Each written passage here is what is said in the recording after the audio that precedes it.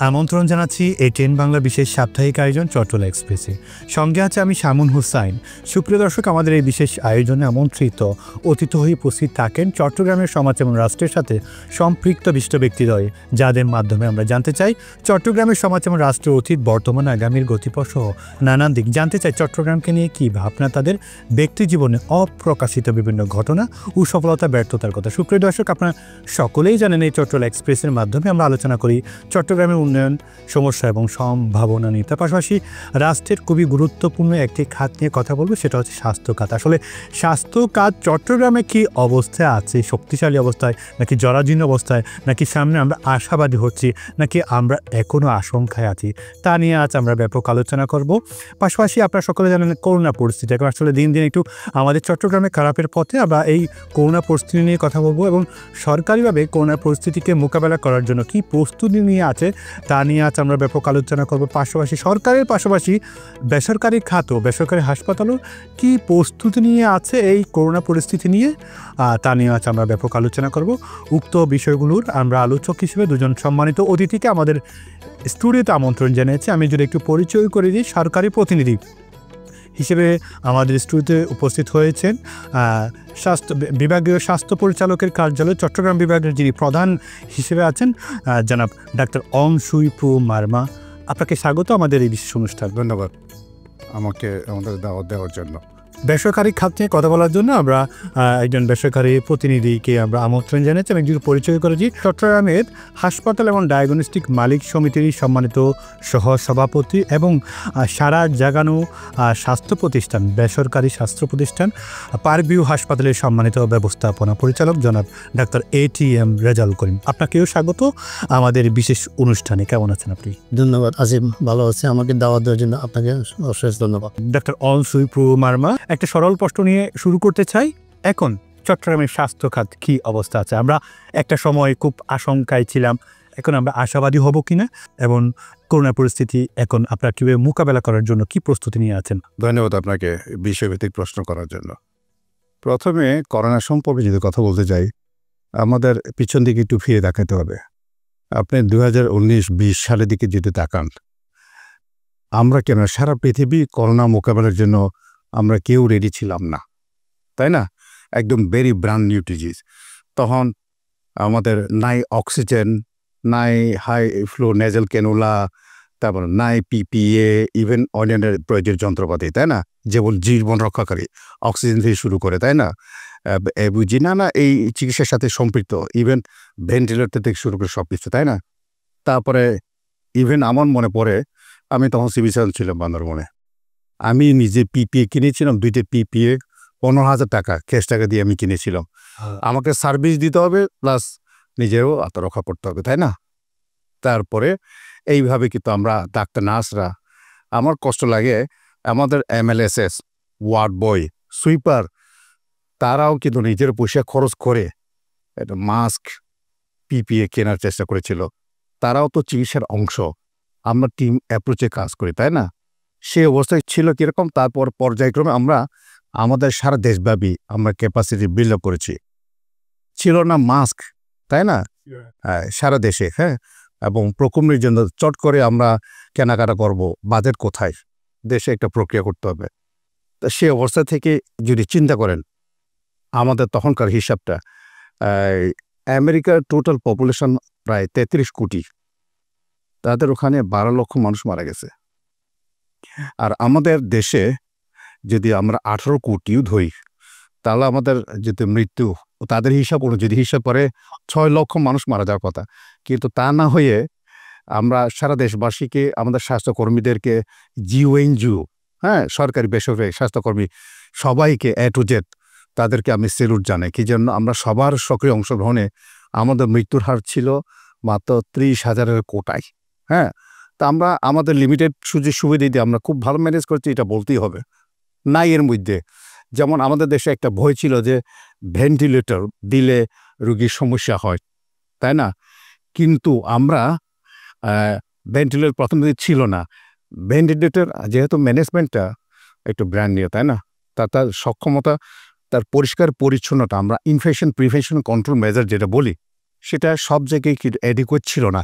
সেই কারণে ভেন্টিলেটর দিলে যে রিটার্ন ফিরে আসাটা কম ছিল, সেই জন্য মানুষজন ভয় পেত। ইভেন আমি চিটাং মেডিকেলে ছিলাম 1.5 মাস।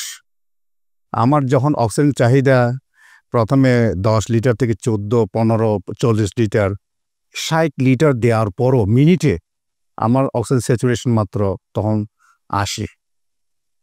তখন আমাদের বিশেষজ্ঞ ডাক্তাররা যারা ছিলেন তারা সাজেস্ট করলেন যে আমাকে ভেন্টিলেটর দিবে, কিন্তু আমি জানি যে ভেন্টিলেটর কাহিনী ভালো না, খুব বেশি ভালো না বাংলাদেশে। সেই জন্য কারণ আমরা সেভাবে ইনফেকশন প্রিভেন্টিভ মেজারগুলো ঠিক মতো নিতে পারতাম না।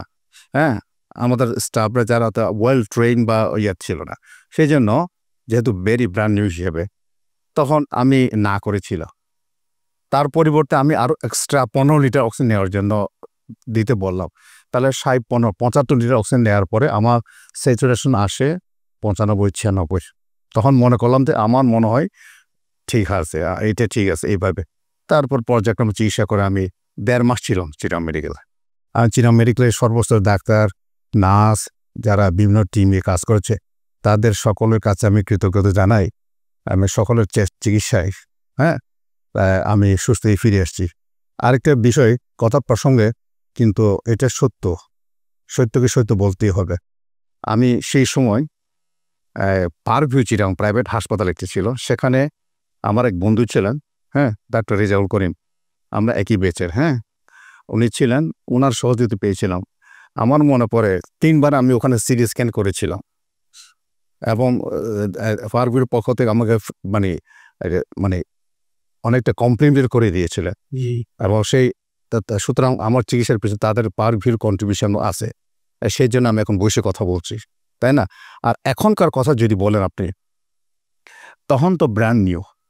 এখন কিন্তু আমাদের সেই ট্রেনিং, প্রশিক্ষণ, জ্ঞান কিন্তু আমাদের হাতে আছে। তা আমাদের এবং যেটা অক্সিজেন, কারণ আমরা একটা সময় মোকাবেলা করেছি ব্যাপারটাকে। এবং সারা দেশব্যাপী অক্সিজেন যেখানে দরকার, যেমন আপনি লিন্ডা বলেন, এক্সপেক্ট্রা বলেন, অক্সিজেন জেনারেটর প্ল্যান, অক্সিজেন, এই সব প্ল্যানগুলি কিন্তু আমাদের রয়ে গেছে। কানেকশন পোর্টগুলি প্রত্যেকটি ওয়ার্ডে যেখানে আইসিইউ স্থাপন করা হয়েছে, এই সব জায়গায় পোর্ট লাইনগুলি এখনও রয়ে গেছে। যে কোনো সময় প্রয়োজনে আমরা রোগীদেরকে জাস্ট রিঅ্যারেঞ্জ করে তাদেরকে আমরা প্রয়োজনে অক্সিজেন দিতে পারবো। সুতরাং আমাদের আর দক্ষ জনবল রয়ে গেছে, তাদেরকে রিঅ্যারেঞ্জ করলে আমরা সেই পূর্বাবস্থায় দক্ষতা অর্জনের জন্য আমাদের খুব বেশি সমস্যা হবে না। এখন যেটা সমস্যা হচ্ছে সেটা হলো, যেহেতু করোনা সে 2022-23-এর পর থেকে অনেকটা কমে গেছে বলা যায়। যেমন আপনি এখন খুব বেশি মাস্ক পরিহিত লোকজন দেখা যায় না, তাই না? তারপরে স্বাভাবিক বা জিনিসপত্র বেচাকেনা না হইলে বাজারেও পাওয়া যায় না। যেমন যে আমাদের হ্যান্ড স্যানিটাইজার, গ্লাভস, মাস্কের বিক্রি কমে গেছে, যেহেতু চাহিদা কমছে, তাই না? সেই কারণে সরকারি হাসপাতালগুলিতে প্রকুরমেন্টের ক্ষেত্রে এইগুলি সেইভাবে বেশি করে প্রকুরমেন্ট করা হয়নি। সেই কারণে কোনো যে স্ক্যারসিটি আছে। আর একটা বিষয় হলো, এই মুহূর্তে করোনাতে এই সময় উকি দিয়েছে আমাদের জুন মাসের প্রায় মাঝামাঝি বা শেষের দিকে। সুতরাং এই সময় নতুন করে প্রকুরমেন্ট করতে গেলে আগের বছর বাজেট দিয়ে এটা কঠিন। সেই জন্য আমরা কেন্দ্রীয় সরকারের কাছে আপিল করেছি, আমাদের এসব ক্ষেত্রে যেখানে প্রয়োজন এক্সট্রা যাতে কিছু সুযোগ সুবিধা দেয়। আমাদের ডাক্তাররা, বিভিন্ন প্রতিষ্ঠানে যারা নেতৃবৃন্দ যারা আছেন, প্রতিষ্ঠান প্রধানরা প্রয়োজনে ইমার্জেন্সি কিছু প্রক্রিয়া করতে পারে। এবং সেই জন্য তারা নির্দেশনাও দিয়েছে যে আমাদের যে যা আছে সেটা দিয়ে মোকাবেলা করার জন্য। আপনি প্রধানতম ব্যক্তি হিসেবে কাজ করছেন, সেই জায়গায় চট্টগ্রামের পরিস্থিতি কীরকম আছে আপাতত? করোনা একসময় ছিল, আপনার মনে থাকবে যে আগের বছরে যখন প্রথমে আমরা করোনা দেখি 1 বছর আগে, সেই সময় ছিল কোনো ডেডিকেটেড হাসপাতাল ছিল না। এবং পরীক্ষা নিরীক্ষা করলে দেখি যে 15-20 দিন, 1 মাসও সময় লাগে। পরীক্ষা সেন্টারগুলি ফিক্স ছিল না। পর্যায়ক্রমে আমরা ক্যাপাসিটি বাড়িয়েছি মেডিকেল কলেজগুলি, ডিভিশন হেডকোয়ার্টার, তাই না? তারপরে ডেডিকেটেড হাসপাতাল ছিল না। আমাদের চিটাঙে ছিল একমাত্র জেনারেল হাসপাতাল। পর্যায়ক্রমে তখন হলি ক্রিস্টিয়ান হাসপাতাল হইল। তারপরে যখন জনগণের চাহিদার প্রেক্ষিতে দেখি যে অনেক রুগী হাসপাতালে নেওয়ার পথে অ্যাম্বুলেন্সের ভিতরে অনেক কষ্ট পেয়েছে, তাই না? এবং ইভেন আমরা অনেক জীবন হারিয়েছি অ্যাম্বুলেন্সের ভিতরে। কোথায় যাবে, কেউ ভর্তি হতে করতে চায় না, কারণ তার কারণ অন্য রুগীদের। ইভেন আপনার খেয়াল করেছেন যে বাবা অসুস্থ, ছেলে দিকে ভাত দেয় না, কিছু দেয় না, মানে প্লেটের দিকে মাছ দিয়ে ঠেলে দিচ্ছে, পাঁচের, হ্যাঁ, কোন করুণ পরিস্থিতি ছিল। ইভেন কেউ মারা গেল, প্রিয়জন, সবচেয়ে প্রিয়জন, তাকে দাফন করার মানুষ ছিল না। আমাদের এই যে আঞ্জুমান মফিদুল ইসলাম, এটা আছে সংস্থা, তাই না, তাদের মাধ্যমে আমরা আর দাফন কমিটি বিভিন্ন জেলা পর্যায়ে, উপজেলা পর্যায়ে কমিটি করা হয়েছে, তারা লাশ দাফনের জন্য করতো ডাউফিংয়ের মাধ্যমে। তারপরে আমরা পরে দেখেছি যে না, করোনা প্রিভেনশনের জন্য কিছু মেজার নিলেই চলে। আমি যখন হাসপাতালে ছিলাম, আমি সাক্ষী, আমার 50 লিটার অক্সিজেন লাগে। আমার সাথে আমাকে হেল্প করার জন্য আমার গ্রামের ছেলে, অফিসের স্টাফ সব 2-3জন প্রায় সময় থাকতো।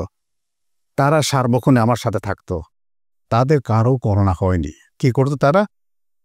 হ্যান্ড স্যানিটাইজার, হাত যে ধোঁয়া, হ্যাঁ, মুছা, হ্যাঁ হ্যাঁ, প্রতিনিয়ত প্রত্যেকটি কিছু কাজ করার পরে তার মাস্ক পরিধান করা। হ্যাঁ, মাস্ক মানে KN বা N95 মাস্ক কোথায় পাবো? সিম্পল সার্জিক্যাল মাস্ক 2-3টা লেয়ার পরে তারা কারো করোনা হয়নি। তাহলে যে আমরা বলি যে সোশ্যাল ডিস্টেন্স, সামাজিক দূরত্ব বজায় রাখা, তারপরে মাস্ক পরিধান করা আর হাত ধোয়া ঘন ঘন, এই 3টা মেজার নিলে কিন্তু করোনা থেকে দূরে থাকা যায়। সেই জন্য আমরা এই যে এইবার এই সময়ে যে করোনা সংক্রান্ত বিষয়ে কথা যখন বলি, তখন আমরা বলতে ভয় পাওয়ার কিছু নাই। আমরা কিছু আগের মেজারগুলি ফলো করি। সবাই নিজে নিরাপদে থাকুন, অন্যকেও ভালো থাকার সুযোগ দেন। অক্সিজেনের সংকট বলেন, ডেডিকেটেড হাসপাতালের সংকট ছিল, পিপি সংকট ছিল, সবকিছু সংকট ছিল একটা সময়। আমাদের অক্সিজেনও আছে, অক্সিজেন সেন্ট্রাল লাইন আছে, মেনি পোল আছে, এবং সব জায়গায় ক্যাপাসিটি।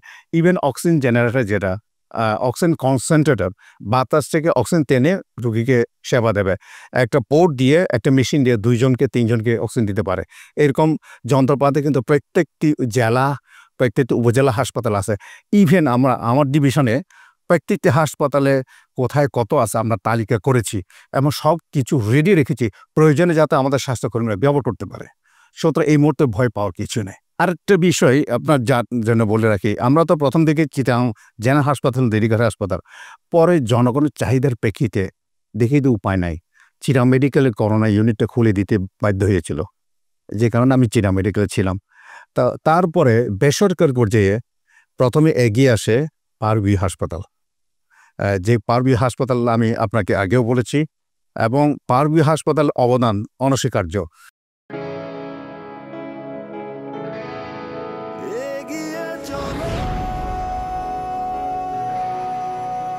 পাল্টে যাচ্ছে প্রতিদিন, জলে কিংবা স্থলে, প্রবল সম্ভাবনায়, ঊর্ধ্বপানে, নির্ভাবনায়। সেই সম্ভাবনাকে শক্তিশালী করতে, দীর্ঘস্থায়িত্ব নিশ্চিত করতে, নিরাপত্তার প্রতিশ্রুতি। HM Steel Expert, HM Expert B500 CWR। স্বাধীনতার সুবর্ণ জয়ন্তীতে নতুন বাংলাদেশ গড়ার প্রত্যয় এলো HM Steel। অভিজ্ঞ কর্মী বাহিনী, প্রতি স্তরে যত্ন। HM Steel Expert B500 CWR।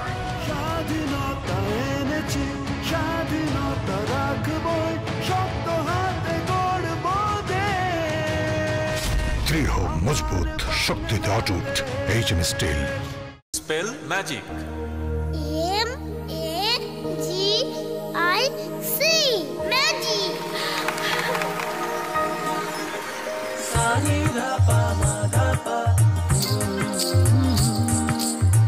সুস্বাদু পুষ্টিকর কিশোর নুডলস, একমাত্র নুডলস যা পরিবারের সুষম খাদ্য নিশ্চিত করে, আর নিশ্চিত করে আপনার বেড়ে ওঠা সন্তানের সুন্দর ভবিষ্যৎ। Kishwan noodles, moms magic.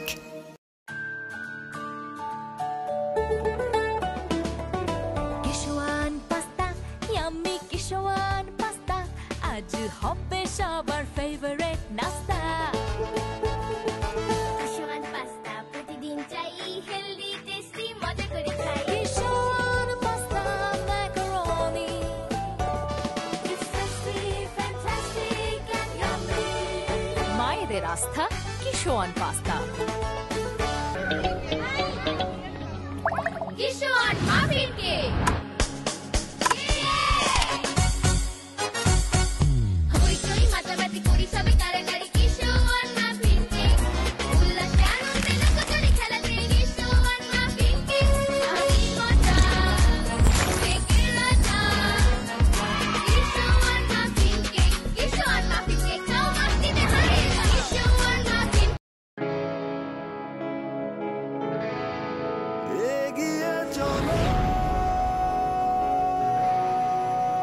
পাল্টে যাচ্ছে প্রতিদিন।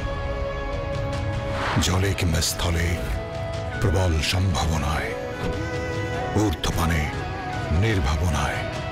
সেই সম্ভাবনাকে শক্তিশালী করতে, দীর্ঘস্থায়িত্ব নিশ্চিত করতে, নিরাপত্তার প্রতিশ্রুতি। HM Steel Expert। HM Expert B500 CWR। স্বাধীনতার সুবর্ণ জয়ন্তীতে নতুন বাংলাদেশ গড়ার প্রত্যয়ে এলো HM স্টিল। অভিজ্ঞ কর্মী বাহিনী, প্রতি স্তরে যত্ন। HM Steel Expert B500 CWR। স্বাধীনতা এনেছি, স্বাধীনতা রাখবই, শক্ত হাতে গড়ব দেশ। দৃঢ় মজবুত শক্তিতে অটুট HM steel. Spell magic. MAGIC magic.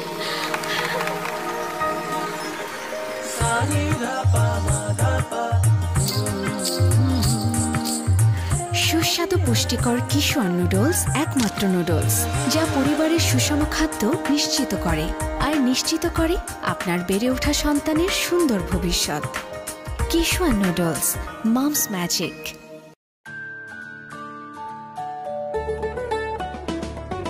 Kishwan pasta, yummy Kishwan pasta, আজ হবে সবার ফেভারিট নাস্তা। কিশোয়ান পাস্তা প্রতিদিন চাই, হেলদি টেস্টি মজা করে খাই। Kishwan pasta macaroni, It's tasty, fantastic and yummy. মায়েদের আস্থা কিশোয়ান পাস্তা।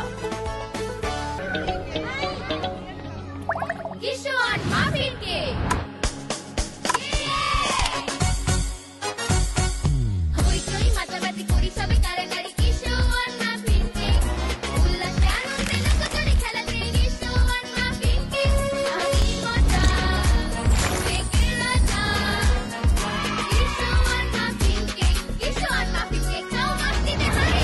কিশোয়ান মাফিন। অসংখ্য ধন্যবাদ আপনাকে। আমি আবারও আসবো, আপনার প্রস্তুতি নিয়ে আসবো। যে এখন একটু পরে আমি একটু ডক্টর রাজাউল করিমের কাছে আসি। আপনাকে যে প্রশ্নটা করে যেতে চাই সেটা হচ্ছে, পূর্ব থেকে আমরা এখন কি শিক্ষা নিব, আসলে আমরা আমাদের প্রস্তুতি কেমন, চট্টগ্রাম বিভাগের প্রস্তুতি কেমন, তা নিয়ে একটু আসবো। এখন আমরা আসি ডক্টর রাজাউল করিম। আপনি বেসরকারিভাবে কাজ করছেন ব্যাপক, এবং সারা জায়গায় প্রতিষ্ঠান, যে কথাটা ডক্টর অনসুপ্র মার্মা বললো, আসলে পার্ক বিভাগ একদম প্রথম সারির একটা হাসপাতাল। সরকারের স্বাস্থ্য ডিপার্টমেন্ট চট্টগ্রামকে কেন্দ্র করে ভালো ভালো প্রস্তুতি নিয়ে আছে, যে কথাটা ডক্টর অনসুপ্র মার্মা বললো। যেহেতু পূর্ব থেকে শিক্ষা নিয়ে আপনাদের প্রস্তুতিটুকু একটু জানতে চাই, বেসরকারিভাবে কি প্রস্তুতি নিয়ে আছেন? ধন্যবাদ আপনাকে এই যে কোভিড নিয়ে প্রশ্ন করার জন্য। বেসরকারি আসলে কোভিড যে আমরা যেটা আমাদের ডাইরেক্টর মহোদয় বলছেন, এটা 2019-20 সালে যে কোভিড আসলো, আসলে কোভিড তো তখন আমরা কেউ পরিচিত ছিলাম না। এটা নতুন রোগ, একেবারে নতুন, একেবারে সবাই এটা কোনো কারো কোনো প্রস্তুতি ছিল না। কারণ বিশ্বব্যাপী যখন এটা এফেক্ট হয়ে যায়, সারা পৃথিবীতে মানুষ যখন দেখা যাচ্ছে সারা পৃথিবীতে এটা আতঙ্কিত হয়ে গেছে। এয়ারপোর্ট থেকে যখন আসে তার এদিকে ওটা সহজ রোগ, এটা এয়ারপোর্টে সিজ মানে একটা বিরাট একটা আতঙ্কের ব্যাপার। আতঙ্কের মধ্যে তো আমরা তখন এটা আমরা ভালোভাবে মোকাবিলা করেছি। সেই সময় তো আসলে আমাদের কোনো প্রস্তুতি ছিল না। একটা বলতে গেলে আমরা নতুন একটা রোগ, আমাদের কোনো কারো জ্ঞানও ছিল না, অভিজ্ঞতা ছিল না, কিছু ছিল না, এটা ভয় আতঙ্কের মধ্যে ছিল। তখন আমরা ওই সময় চেষ্টা করেছি যে এটাকে, এই আতঙ্কটা, ভয়টাকে কীভাবে কাটিয়ে উঠে আমাদের এই যে টোটাল ম্যান পাওয়ারকে কীভাবে এই রোগ প্রতিরোধে এবং চিকিৎসার ক্ষেত্রে, রোগীদের চিকিৎসার ক্ষেত্রে কীভাবে আমরা সহায়তা করতে পারি, তখন আমরা এটা খুবই চেষ্টা করি। এবং চেষ্টা করে তখন আমরা পুরো হাসপাতালকে আসলে তখন যে কোভিড রোগীদের চিকিৎসার জন্য আমরা ডেডিকেটেড করি। এবং তখন যে অভিজ্ঞতা, তা আসলে এই অভিজ্ঞতার আলোকে এখন আমাদের পুরোটাই বলতে চাই আমরা প্রস্তুত আছি। তখন তো অনেক সংকট ছিল, যে কথাটা বলা হচ্ছে পিপির সংকট, মাস্কের সংকট। এখন আসলে সংকট কি, এখন তো ওই যে অনেক, তখন তো অক্সিজেনের সংকট কিন্তু খুব বেশি পরিমাণ দেখা যেত। তখন তো অক্সিজেন সংকট, আসলে কেন যে অক্সিজেন সংকট, তখন তো আসলে আমরা যে হাসপাতালগুলো আমরা যেগুলো করেছি, ওগুলো আমরা একটা নর্মাল স্ট্যান্ডার্ড মেনটেন করে অক্সিজেনের, মানে আমরা অক্সিজেনের যে আমাদের নিজেদের একটা অক্সিজেন সেন্ট্রাল অক্সিজেন আছে, সেন্ট্রাল অক্সিজেন আমাদের নিজস্ব অক্সিজেন প্ল্যান্ট আছে। তা আমরা অক্সিজেন প্ল্যান্টটা নিচ্ছি যে আমাদের বর্তমান সেই সময়ের আলোকে একটা নর্মাল সময় আমাদের কতটুকু অক্সিজেন লাগবে, আমরা এক মেজারমেন্ট করছি। আইসিইউতে এতটা রুগী থাকলে কতটুকু অক্সিজেন লাগবে, দিনে এতটা অপারেশনের কতটুকু অক্সিজেন লাগবে, পুরোটা আমাদের 200 বেডের হাসপাতাল আছে, এটা 200 বেডের হাসপাতালে কয়টা রোগ অক্সিজেন লাগবে, সেরকম করে আমরা একটা অক্সিজেন প্ল্যান্ট বসাইছি। কিন্তু কোভিড আসার পরে দেখা যায় আসলে এটার কোনো এইটা তো এই যে যতগুলো আমাদের প্রোডাকশন হচ্ছে ওই প্রোডাকশনটা তো এই 24 ঘন্টার মধ্যে 2 ঘন্টা শেষ হয়ে যাচ্ছে। তখন তো আবার নতুনভাবে আমাদেরকে যে ম্যানিফোল্ড বসাইতে হয়, বড় বড় সিলিন্ডার আনতে হয়, এবং যে অক্সিজেনের ক্রাইসিস এত যে মনে করো অক্সিজেন প্ল্যানগুলো যেগুলো অক্সিজেন সাপ্লাই করতে ওরাও তো এরকম প্রস্তুতি ছিল না। ওরা মনে করছে যে ওরা নর্মাল একটা প্রস্তুতি নিয়ে ওরা অক্সিজেন জেনারেট করতো, তখন তাদের প্রস্তুতি ছিল। এই জন্য সারা দেশে যে ক্রাইসিসগুলো হঠাৎ করে আসাতে কিন্তু এখন কিন্তু ওইটা নাই এখন, কারণ এটা সবাই কিন্তু এখন অক্সিজেন সবাই আছে, সবাই সিলিন্ডার বসাইছে। আমাদের হাসপাতাল এবং কোভিড ডেডিকেটেড হাসপাতালের সংখ্যাও বেড়ে গেল, তখন তো ছিল যে খুব কম। যেমন আমার হাসপাতালে আমরা এর পরে আরো একটা সেন্ট্রাল আমরা এই অক্সিজেন প্ল্যান্ট বসাইছি, ওইটা চেয়ে আর 5 গুণ বেশি অক্সিজেন দিতে পারবে। কোভিড যতই আসুক ইনশাল্লাহ এখন আর সমস্যা। তো বড় একটা মহামারী, সংক্রামক রোগ, আপনারা যদি না থাকেন, বেসরকারিভাবে যদি না থাকে, সরকার একার পক্ষে আসলে সম্ভব নয়। সেই জায়গায় করোনা পরীক্ষা বলেন, করোনা টেস্ট বলেন, করোনা টিকা বলেন, এইসব ক্ষেত্রেও কি আপনারা কাজ করছেন কিনা আসলে? জি আমরা কাজ করছি, কারণ এটা তো প্রথম দিকে আসলে ওই যখন আমরা প্রথমবার, এটা তো সরকারের একটা গভর্নমেন্টের কিছু আছে, নীতি নির্ধারণী আছে, ওটা কোন জায়গায় কত টেস্ট করতে পারবে, কোন টেস্ট কোথায় করতে পারবে কোভিডের, এগুলো তখন গভর্নমেন্টের পারমিশন দিতে হয়। তো আমাদের এখন সব মোটামুটি চিটাগাং ম্যাক্সিমাম হাসপাতালে এগুলো পারমিশন আছে। এখন আমরা কিন্তু অলরেডি আমাদের শুরু হয়ে গেছে কোভিডের যে অ্যান্টিজেন টেস্ট। তারপর আমরা আমাদের হাসপাতাল আমরা শুরু করেছি, বেশ কয়েকদিন থেকে শুরু করেছি। এখন আমাদের আলাদা ওই টেস্ট আলাদা আমরা স্পেসে করছি। আর রুগী ভর্তি হলে রুগীরা ফ্লো কর্নার করেছি, রুগীরা যাতে ওখান থেকে আইসোলেশন থাকতে পারে। এবং রুগী অলরেডি অনেকগুলো ভর্তি আছে, এখন বেশ কিছু রুগী ভর্তি আছে কোভিড আক্রান্ত রোগী। তো এখন আসলে ওইটা নেসেসিটির উপর। এখন আমাদের ওই যে আমরা আবার কয়েকদিন আগে আমাদের একটা সেমিনার করেছি, একজন বিশেষজ্ঞ চিটাগাংয়ের সবচেয়ে রিনাউন এই যে মেডিসিন বিশেষজ্ঞ প্রফেসর হাসান স্যার, ওনাকে আমরা একটা সেমিনারে বলেছি যে কারণ ওইটা অনেকদিন মানুষ আবার নতুন ভেরিয়েন্ট আসছে। তা আগের এইটা চিকিৎসা হয়তো একটু চিকিৎসাটা মেডিকেল সায়েন্স কিন্তু এটা এটা কিন্তু চলমান, এটা নতুন অনেক কিছু আসতেছে। তো এই জন্য আমরা নতুন এই ভেরিয়েন্টে কীভাবে ট্রিটমেন্টটা করবে, রোগীদের কিভাবে চিকিৎসা দিয়ে, এটা কি পূর্বে ভেরিয়েন্টে কি পার্থক্য? এই কিছুটা ভেরিয়েন্ট আছে। এটা কি শক্তিশালী নাকি একটু আর একটু শক্তিশালী হলেও বয়ের কারণে, যে কারণ আমরা তো আমাদের দেশে ম্যাক্সিমাম মানুষ এখন ইমিউনাইজ ভ্যাকসিন নিছে, সবাই 3টা নিছে, কেউ 4টা নিছে, কেউ 2টা নিছে। এই জন্য নামাতে সবাই মোটামুটি ইমিউনাইজড হয়ে গেছে। এই জন্য একটা প্রশ্ন চলে আসে জনগণের থেকে বা নগরবাসী থেকে, দেখা যায় যে আসলে 4টার পরে আর নতুন কোনো টিকা নেওয়ার কোনো প্রয়োজন নেই এই নতুন ভেরিয়েন্টের জন্য। না, এটা তো বিশেষজ্ঞরা বলতেছে এটা যদি এরকম আরো একটা টিকা নিতে বলতেছে। কাদের জন্য? যারা খুবই ইমিউনোসাপ্রেসিভ, বিশেষ ক্যান্সারের রোগী, কিডনি রোগী, হার্ট ডিজিজের রোগী, এরা খুবই ইমিউনোসাপ্রেসিভ। ওদের যদি অ্যাটাক করে ওরা তাড়াতাড়ি, এই যে ওদের ইমিউনিটি কম থাকে, এই জন্য ওরা অ্যাটাক করলে কোভিড হইলে ওদের কিন্তু রোগ প্রতিরোধ ক্ষমতা কম থাকার কারণে ওদের কমপ্লিকেশনটা বেশি হয়ে যাচ্ছে। এই জন্য এখন বিশেষজ্ঞ বলতেছে আপনারা আরেকটা ফাইজারের টিকা, এখন আমাদের চিটাগাংয়ে অনেকগুলো আছে, প্রায় 80,000 টিকা আছে বলতেছে আমাদের সামনে সিভিল সার্জন মহোদয় বললো 80,000 টিকা আছে। তাইলে এখন যে কেউ চাইলে টিকা দিতে পারবে। সবচেয়ে বড় যে যারা এই সাবসেপ্টিবল ইমিউনোসাপ্রেসিভ পেশেন্ট, ক্যান্সারের রোগী বললাম, কিডনি অ্যাটাকের রোগী, ডায়ালাইসিস করতেছে, যাদের হার্ট ডিজিজ আছে, ডায়াবেটিস আছে, ওরা খুব ইমিউনোসাপ্রেসিভ পেশেন্ট, ওদের রোগ প্রতিরোধ কম থাকে, ওদেরকে আসলে এই যে আর একটা টিকা নেওয়া দরকার। টিকা নিলে ওদের রোগ প্রতিরোধ বাড়বে, তখন ওরা অ্যাটাক হলেও ওরা এটা কি সংরক্ষিত যে টিকাগুলো আছে সেখান থেকেই ওই সংগঠিত টিকা থেকে দিতে পারবে। এটা আপনার হাসপাতাল নিয়েও বললেন, এবং পুরোপুরি আপনার যে সংগঠনটা আছে বেসরকারি ডায়াগনস্টিক এবং হাসপাতাল মালিক সমিতি, এই সমিতির আওতায় আপনারা কোনো আলাদা প্রস্তুতি নিচ্ছেন কিনা এই করোনা ব্যাপারে? জি আমরা তো আমাদের এই সমিতির আওতায় আমরা ইতিমধ্যে আমাদের সমিতির যে মালিক সমিতি সবাইকে আমরা মিটিং করেছি এবং সবাইকে অ্যাওয়ারনেস করা হচ্ছে, এবং প্রত্যেকটা হাসপাতাল অলরেডি প্রস্তুত আছে। আমাদের যে চট্টগ্রাম যে হাসপাতাল আছে, কারণ সবাই তো অভিজ্ঞতা আছে, সবার আগের অভিজ্ঞতা আছে, এবং তারা সব হাসপাতালে কিন্তু আগে সবাই কম বেশি রোগী ভর্তি ছিল প্রত্যেকটা হাসপাতালে, প্রাইভেট হাসপাতালগুলোতে, কেউ বেশি কেউ কম। যারা কোভিড আক্রান্ত আছে বা কোভিড আক্রান্ত হয়নি সাধারণ মানুষ এরকম আছে, তাদের উদ্দেশ্যে আপনার বক্তব্যটা কি হবে? চিকিৎসক হিসেবে আমি যেটা মনে করি, বইয়ের কোনো কারণ নেই, এটা বই আতঙ্কের কিছু নেই। কারণ এর চেয়ে আমরা কঠিন পরিস্থিতি মোকাবিলা করেছি। এইটা আসলে এই যে কঠিন পরিস্থিতি, এটা সবাই সাক্ষী, আপনি সাক্ষী, আমি সাক্ষী, সবাই সাক্ষী। সেই কঠিন পরিস্থিতি মোকাবিলা করে এটা আসলে তখন আমরা পুরোটাই অজানা ছিলাম ব্যাপারটা। এখন আমার যেটা আমাদের একটা প্রতিরোধ আমাদের প্রিভেনশন নিতে হবে। প্রিভেনশন বলতে আমরা যে জনসমাগম যেখানে বেশি হবে ওখানে আমরা এটা অ্যাভয়েড করতে হবে, সবাই সবসময় মাস্ক পরিধান করতে হবে এবং স্যানিটাইজার ইউজ করতে হবে। যে কোনো জায়গা থেকে আসে হাত ধুয়ে তারপরে খাওয়া এবং হাত মুখ স্পর্শ করা, এগুলো সব স্পর্শ করার আগে আপনি ভালো মতো হাত দিতে হবে। এগুলো যে আমরা করি ঠিক মতো, তাহলে কিন্তু প্রিভেনশন হবে এবং আমার মনে হয় এই কোভিড থেকে আমরা মুক্ত হতে আপনি আপনি যে বললেন পারবিউতে একটি ওয়ার্ডকে আপনি আইসোলেশনের জন্য আপনি রেখেছেন, চিকিৎসার জন্য রেখেছেন, পরীক্ষার জন্য আলাদা রুম রেখেছেন, আলাদা কক্ষ রেখেছেন। আপনি পরীক্ষা যে জায়গায় করা হবে খুব একদম আলাদা। ঠিক সেই জায়গায় আপনি তো যেহেতু মালিক সমিতির হিসেবে হয়েও আসছেন, সেই জায়গায় তারাও কি একই কাজটা করছে? মানে যারা আছেন, যেমন আমরা মেট্রোপলিটন হাসপাতাল দেখি, আমরা ন্যাশনাল হাসপাতাল দেখি, অনেকগুলো হাসপাতালকে আমাদের অলরেডি যেমন মেট্রোপলিটন ন্যাশনাল পরীক্ষা শেষে অলরেডি সব হাসপাতালে কিছু কিছু রোগী ভর্তি আছে এখন। এখন আমি বলবো যে সবাইকে আমাদের ক্লিনিক মালিক সমিতির পক্ষ থেকে এটা আমরা মেসেজ দেওয়া হয়েছে যে যদি কোভিড আসে তাহলে আমরা আবার আগের মতো সবাই আমরা প্রস্তুত থাকবো এবং সবাই কোভিডের যে পেশেন্টগুলো আসবে ওগুলো আমরা আগের মতো আমরা চিকিৎসা দিব এবং এর যদি বেশি হলেও আমরা কোভিড মোকাবেলায় সবাই মোটামুটি প্রত্যেকটা ক্লিনিক প্রস্তুত আছে। আমরা আবারও আপনার কাছে আসবো। আপনাকে একটু প্রশ্ন রেখে যেতে চাই, সেটা হচ্ছে আপনাদের কোনো সরকারি এই করোনাকে কেন্দ্র করে কোনো সরকারি সহায়তা আপনারা আসলে চান কিনা, সেটা নিয়ে আমরা আসবো।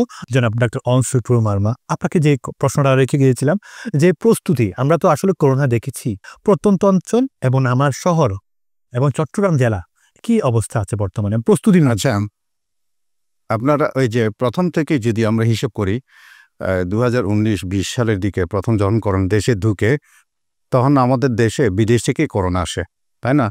আমাদের টেস্টে যেন বলা হয় যে আইডিসিআর টেস্ট করবে, হেলিকপ্টারে যাবে, কিন্তু হেলিকপ্টার কয়বার উঠবে, কোথায় যাবে? আমরা বলেছি এটা সক্ষমতা আমাদের লোকাল লেভেলে বাড়াইতে হবে সব জায়গায়। তারপরে বিভাগীয় পর্যায়ে আস্তে আস্তে ক্যাপাসিটি বাড়ানো হইলো। পরীক্ষা নিরীক্ষার কথা বলছি, তার চিকিৎসা সহ মেডিকেল হাসপাতাল থেকে শুরু করে। প্রথম থেকে চিটাগাঙে ছিল, তখনকার দিনের কথা বলছি, আমাদের বিআইটিআইডি যেটা, হ্যাঁ, ফৌজদারহাটে যেটা, ওইটার এটা প্রথম কোভিড ডেডিকেটেড একটা হাসপাতাল কিন্তু সেন্টার। তারপরে হচ্ছে পরবর্তী চিটাগাং মেডিকেল কলেজ, তারপরে ওই যে ভেটেরিনারি সায়েন্সে যে ইউনিভার্সিটি আছে না ওখানে, এবং চিটাগাং ইউনিভার্সিটি, 4 জায়গায় ইয়াজ করা হতো। তারপরে আমাদের কক্সবাজার মেডিকেল কলেজে, হ্যাঁ, তারপর রাঙামাটি মেডিকেল কলেজে। এগুলি ছিল আরটিপিসিআর যেটা করা হতো। তারপরে না দেখি আরটিপিসিআর দিয়ে হয় না, দেখি রিপোর্ট দেখি 15-20 দিন পরে আসে, তখন আরও বলা হয় যে র্যাপিড অ্যান্টিজেন টেস্টের জন্য জেলা পর্যায়ে যাতে করা যায়, ইভেন স্যাম্পল থাকলে উপজেলা পর্যায়ে করা যাবে, এই ক্যাপাসিটি বাড়িয়েছিল তখনকার দিনে। আর এইবার যেটা বলি, যেহেতু আমাদের ডিজি হেলথ থেকে মিনিস্ট্রির মাধ্যমে মেসেজটা চলে আসছে, আমরা রেডি হই। করোনা ভয়ের কিছু না, কিন্তু তারপর আমরা রেডি থাকি, যা প্রস্তুত রাইট। আমরা কিছু নাই যাতে বলতে না হয়। সাধারণ জনগণের পাশে দাঁড়ানোর দায়িত্ব আমাদের সকলের। সেই জন্য আমাদের সক্ষমতা বাড়ানোর জন্য উদ্যোগ গ্রহণ করতে বলা হয়। আমাদের সারা বিভাগে উপজেলায় কি ক্যাপাসিটি আছে, আগের অভিজ্ঞতা থেকে এগুলি সক্ষমতা বাড়ার জন্য উদ্যোগ গ্রহণ করতে বলি।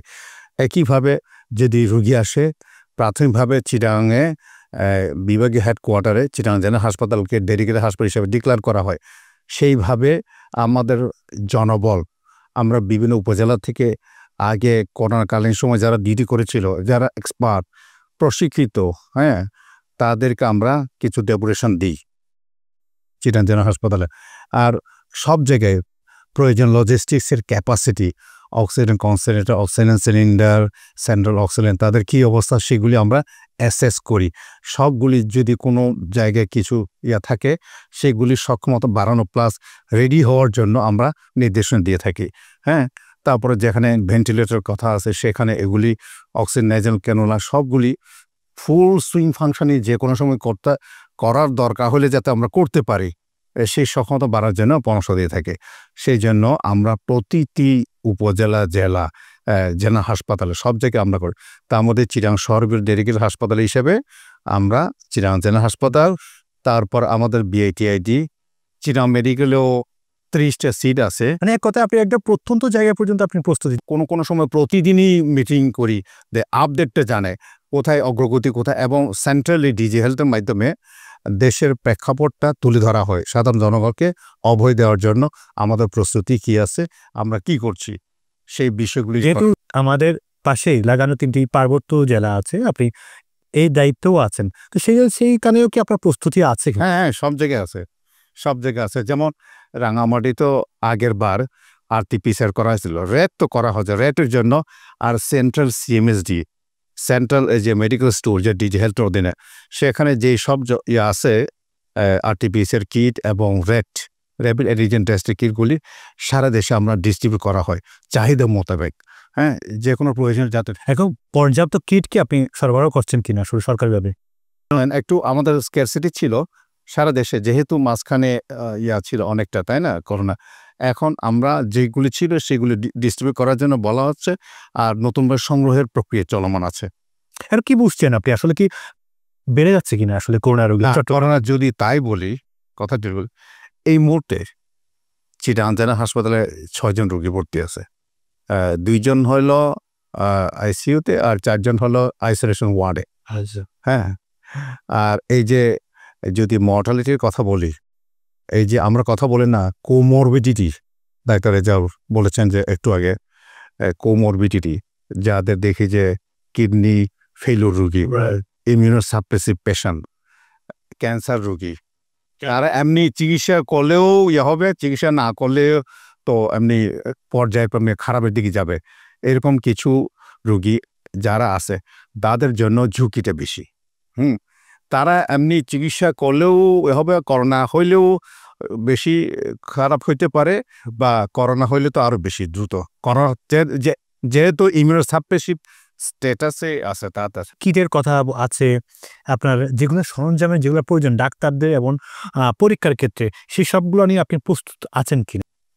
আমাদের সারা দেশে এবং প্রত্যেকটি জেলায়, উপজেলায়, যাতে যে কোনো পরিস্থিতি মোকাবিলার জন্য আমাদের ডাক্তাররা যে কোনো সময় সিচুয়েশনটা ফেস করতে পারে, সেই জন্য আমাদের ম্যান পাওয়ারকে রিডিস্ট্রিবিউট করা হয়েছে।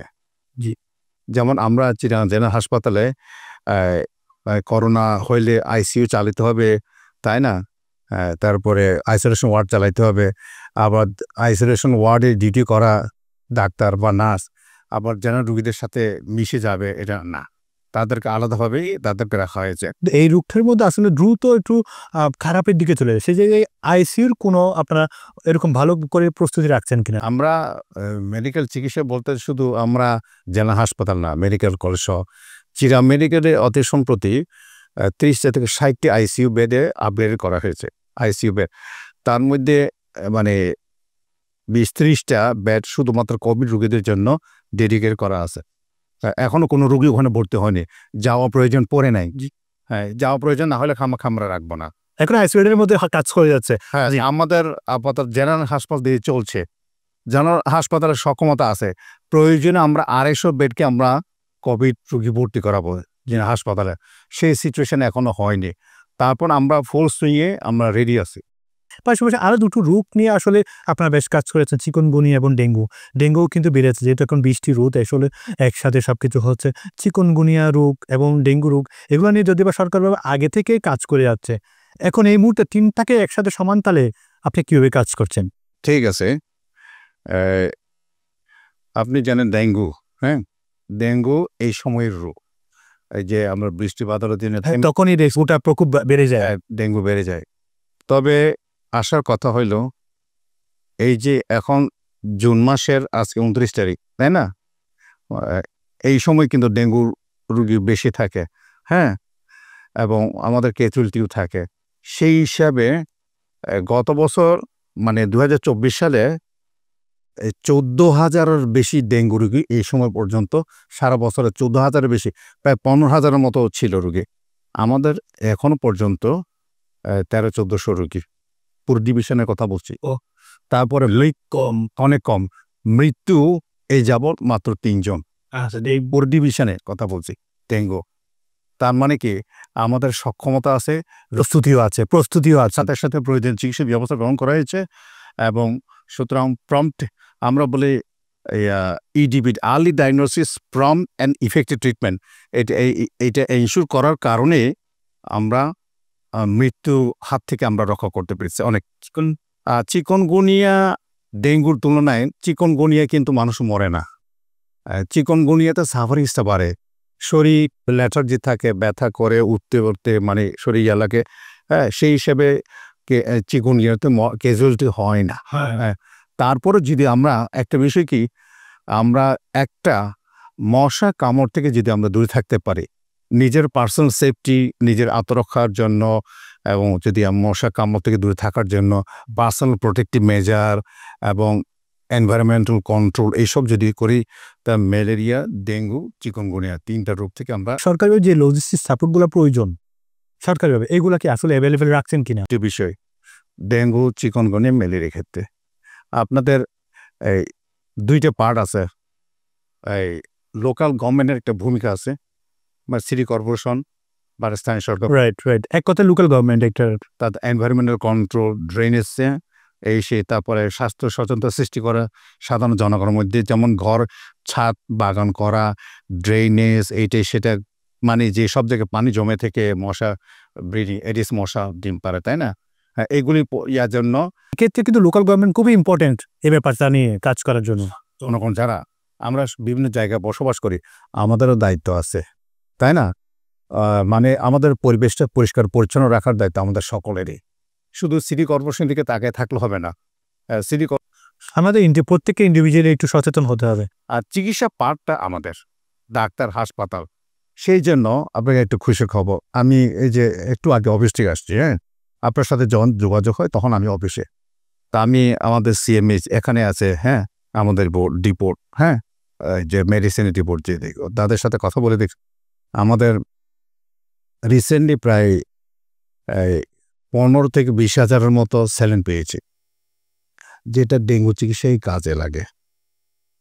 অনেক সময় এমন অবস্থা যে আমার বন্ধু জানেন যে কিছু কিছু ওষুধ ব্যবসায়ী তারা এরকম সিচুয়েশনে ডবল 3 গুণ 4 গুণ দাম বাড়িয়ে সাধারণ জনগণকে ভোগায়, তাই না?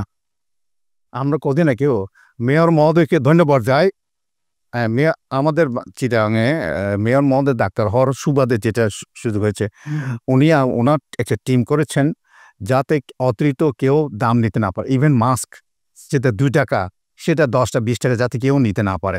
স্ট্যান্ডার্ড রেট, তারা ব্যবসা করবে, সামান্য লাভ করবে, ঠিক আছে, কিন্তু গগনচুম্বী লাভ করে সাধারণ জনগণের ভোগান্তি যাতে না বাড়াইতে পারে, সেই জন্য উনি টাস্ক ফোর্স একটা করে দিয়েছেন, যারা বিভিন্ন দোকানে গিয়ে এটা চেক করে অতিরিক্ত কেউ যদি থাকে তাহলে অ্যাকশন নিতে হবে। তা এই বিষয়গুলি আমাদের অব্যাহত আছে। এখন স্বাস্থ্য খাত আসলে আমরা শেখ হাসিনার আমলে খুব আশঙ্কায় ছিলাম, এখন কি আমরা আশাবাদী হব কিনা? আমরা স্বাস্থ্য উপদেষ্টা মহোদয়ের কাজ নিয়ে আমরা কথা বলবো।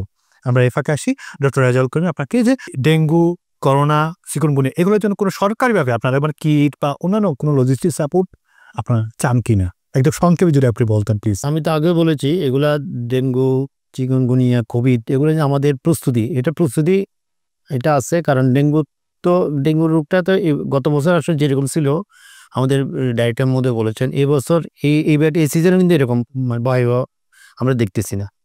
ডেঙ্গু আর চিকুনগুনিয়া তো আসলে এটা ক্রনিক একটা, এটাতে ফ্যাটালিটি কিন্তু এটার মৃত্যু হার অনেক কম, এটা বেশি। রোগীটা কিন্তু সবসময় এই যে লেথার্জি থাকে এবং খুব পেইন থাকে এবং হাঁটতে পারে না, চলতে পারে না, কিন্তু এটার এফেক্টটা বেশি থাকে। তো এগুলার আমাদের যে টেস্ট করা এবং পরীক্ষা নিরীক্ষা এগুলো কিন্তু সবকিছু আমাদের যথাসম্ভব আছে। এখন যে কোভিড যেগুলোতে আসে সরকারের পক্ষ থেকে এবং সরকার এবং বেসরকারির মধ্যে যে আপনি প্রশ্নটা করেছেন, সরকার থেকে আমাদের কি চাওয়া পাওয়া আছে, এটা আসলে আমাদের, কারণ এই যে জনস্বাস্থ্যটা এটা কিন্তু সরকারি বেসরকারি উভয় পক্ষ দিয়ে কিন্তু এটা মেনটেন করতে হবে। কারণ এটা আমাদের দেশটা তো গরিব দেশ, এটা সরকার এবং বেসরকার দুইটা যদি একসাথে এগিয়ে না আসে তাহলে কিন্তু এই জনস্বাস্থ্য ঠিক পূর্বের করোনাও কিন্তু একই রকম হয়েছিল, কিন্তু মেনটেন হবে না। কারণ আমাদের দেশে এই রোগীর চিকিৎসা কিন্তু 70% কিন্তু প্রাইভেট হাসপাতালগুলো কিন্তু মেনটেন করতেছে, 30% হয়তো সরকারি মেনটেন করতেছে, প্রাইভেট কিন্তু 70%। তা আমাদের যেটা চাওয়া পাওয়া সেটা হচ্ছে আমাদের যে এই যে জিনিসগুলো, ইকুইপমেন্টগুলো যে অ্যাভেলেবেল থাকে। কারণ উনি বলেছেন যে অসাধু কৃষি ব্যবসায়ী এই সুযোগে কী দাম বাড়িয়ে দেয় এবং ওরা ডিপো করে রাখে, এটা স্টক করে রাখে, ওরা মাল গুদামজাত করে, যার কারণে মানুষ অসহায় হয়ে যায়। আমরা গতিতেও দেখেছি একটা যে গ্লাভসের দাম, মানে একটা গ্লাভস এটা 15 একটা কথা বললো না, 2টা পিপির দাম প্রায় 3000 টাকা কথা বলেছিলেন। আমরা বলছি এটা যাতে ওনারা যাতে এটা বাজারটা মনিটর করেন, যে আমাদের মাননীয় মেয়র মহোদয় কিন্তু উনি অলরেডি একটা টিম করেছেন এবং অ্যাওয়ারনেস করতেছেন চারিদিকে, এবং নিজে মাঠে কাজ করছেন। ওরা কিন্তু একটা কোভিডের হাসপাতাল করেছে, এটা আমরা হয়তো বললে মেমন হাসপাতাল এটা কোভিড হাসপাতাল করেছেন। কোনো রোগী যদি কোভিড আক্রান্ত হয় ওখানে চিকিৎসা নিতে পারবে, এটা মেমন হাসপাতাল, এটা বিনামূল্যে চিকিৎসাটা দিবে। তো আমাদের হচ্ছে কি এই যে এক কথা কেন্দ্রীয় সরকার পাশাপাশি লোকাল গভর্নমেন্টেরও অনেক কাজ আছে কিন্তু, যে কাজ করছে মেইন কাজ সিটি কর্পোরেশনের মেইন কাজ তো ওনাদের, সিটি কর্পোরেশনের সব ড্রেন পরিষ্কার করা, বাসা বাড়ি যে সব কিছু কিন্তু পরিষ্কার পরিচ্ছন্নতা ওনাদের, এটা পরিষ্কার পরিচ্ছন্ন থাকে। টাউন যদি সব পরিষ্কার পরিচ্ছন্ন থাকলে কিন্তু অনেক রূপ থেকে আমরা মুক্ত হতে পারি। এই জন্য আমরা বলবো যে আমাদের যে কথাটা বলছে, আমরা সরকার থেকে কী চাই, আমরা চাচ্ছি যে এই যে জিনিসগুলো এগুলো যে অ্যাভেলেবেল থাকে, এগুলোর দাম না বাড়ায়। এই যে একটা কিটের দাম দেখা যায় যখন ইয়ে বেড়ে যায়, রুগী বেড়ে যায়, তখন কিটের দামগুলো বেড়ে যায়, কিট পাওয়া যাচ্ছে না। ওই যে এই জন্য যারা এলসি করে ওরাও বলে যে এই যে কাস্টম ওগুলো ক্লিয়ারেন্স দিচ্ছে না, যথাসময়ে কাস্টম ক্লিয়ার পাচ্ছে না, এগুলো যতটা কাস্টম ক্লিয়ারেন্স পায় বলে ওখানে যাতে দ্রুত এই সমস্ত জিনিসগুলো আসার সাথে যাতে কাস্টমার যাতে ক্লিয়ার করে দেয়, তাহলে কিন্তু আর এইগুলা কি থাকবে না, এই যে সংকট হবে না। এইগুলো যে সংকট না হয় তাহলে কিন্তু রুগীরা যত চিকিৎসা পাবে। এখন না হয় এগুলো সংকট হয়, তখন কিন্তু সব কিছু দাম বেড়ে যায়। কিন্তু সরকারের যে রেট, এটা তো আমরা একটু বেশি নিতে পারি না, আমাদের এটা সরকারের নির্ধারিত রেট আছে, রেটে বাইরে নেওয়া যাচ্ছে না। কিন্তু আমাদের কিট কিনতে হচ্ছে অনেক বেশি দামে, তখন তখন কি করে প্রাইভেট হাসপাতালগুলো তখন আর টেস্ট করতে চায় না। আর রেট বেশি দামে কিনে আপনি যদি কম দামে দিতে হয় তাহলে তো কেউ করতে চাইবে না। এই জন্য আমাদের যেটা অ্যাপ্রোচ সেটা হচ্ছে যাতে এই জিনিসগুলো গভর্নমেন্ট যাতে কন্ট্রোল করে। এই স্বাস্থ্যখাত কিন্তু ডক্টর রেজাউল করিম খুবই গুরুত্বপূর্ণ একটি কাজ রাষ্ট্রের জন্য। সেই জায়গায় এখন আমরা চট্টগ্রামের স্বাস্থ্যখাত কি পর্যায়ে আপনি কিভাবে দেখছেন?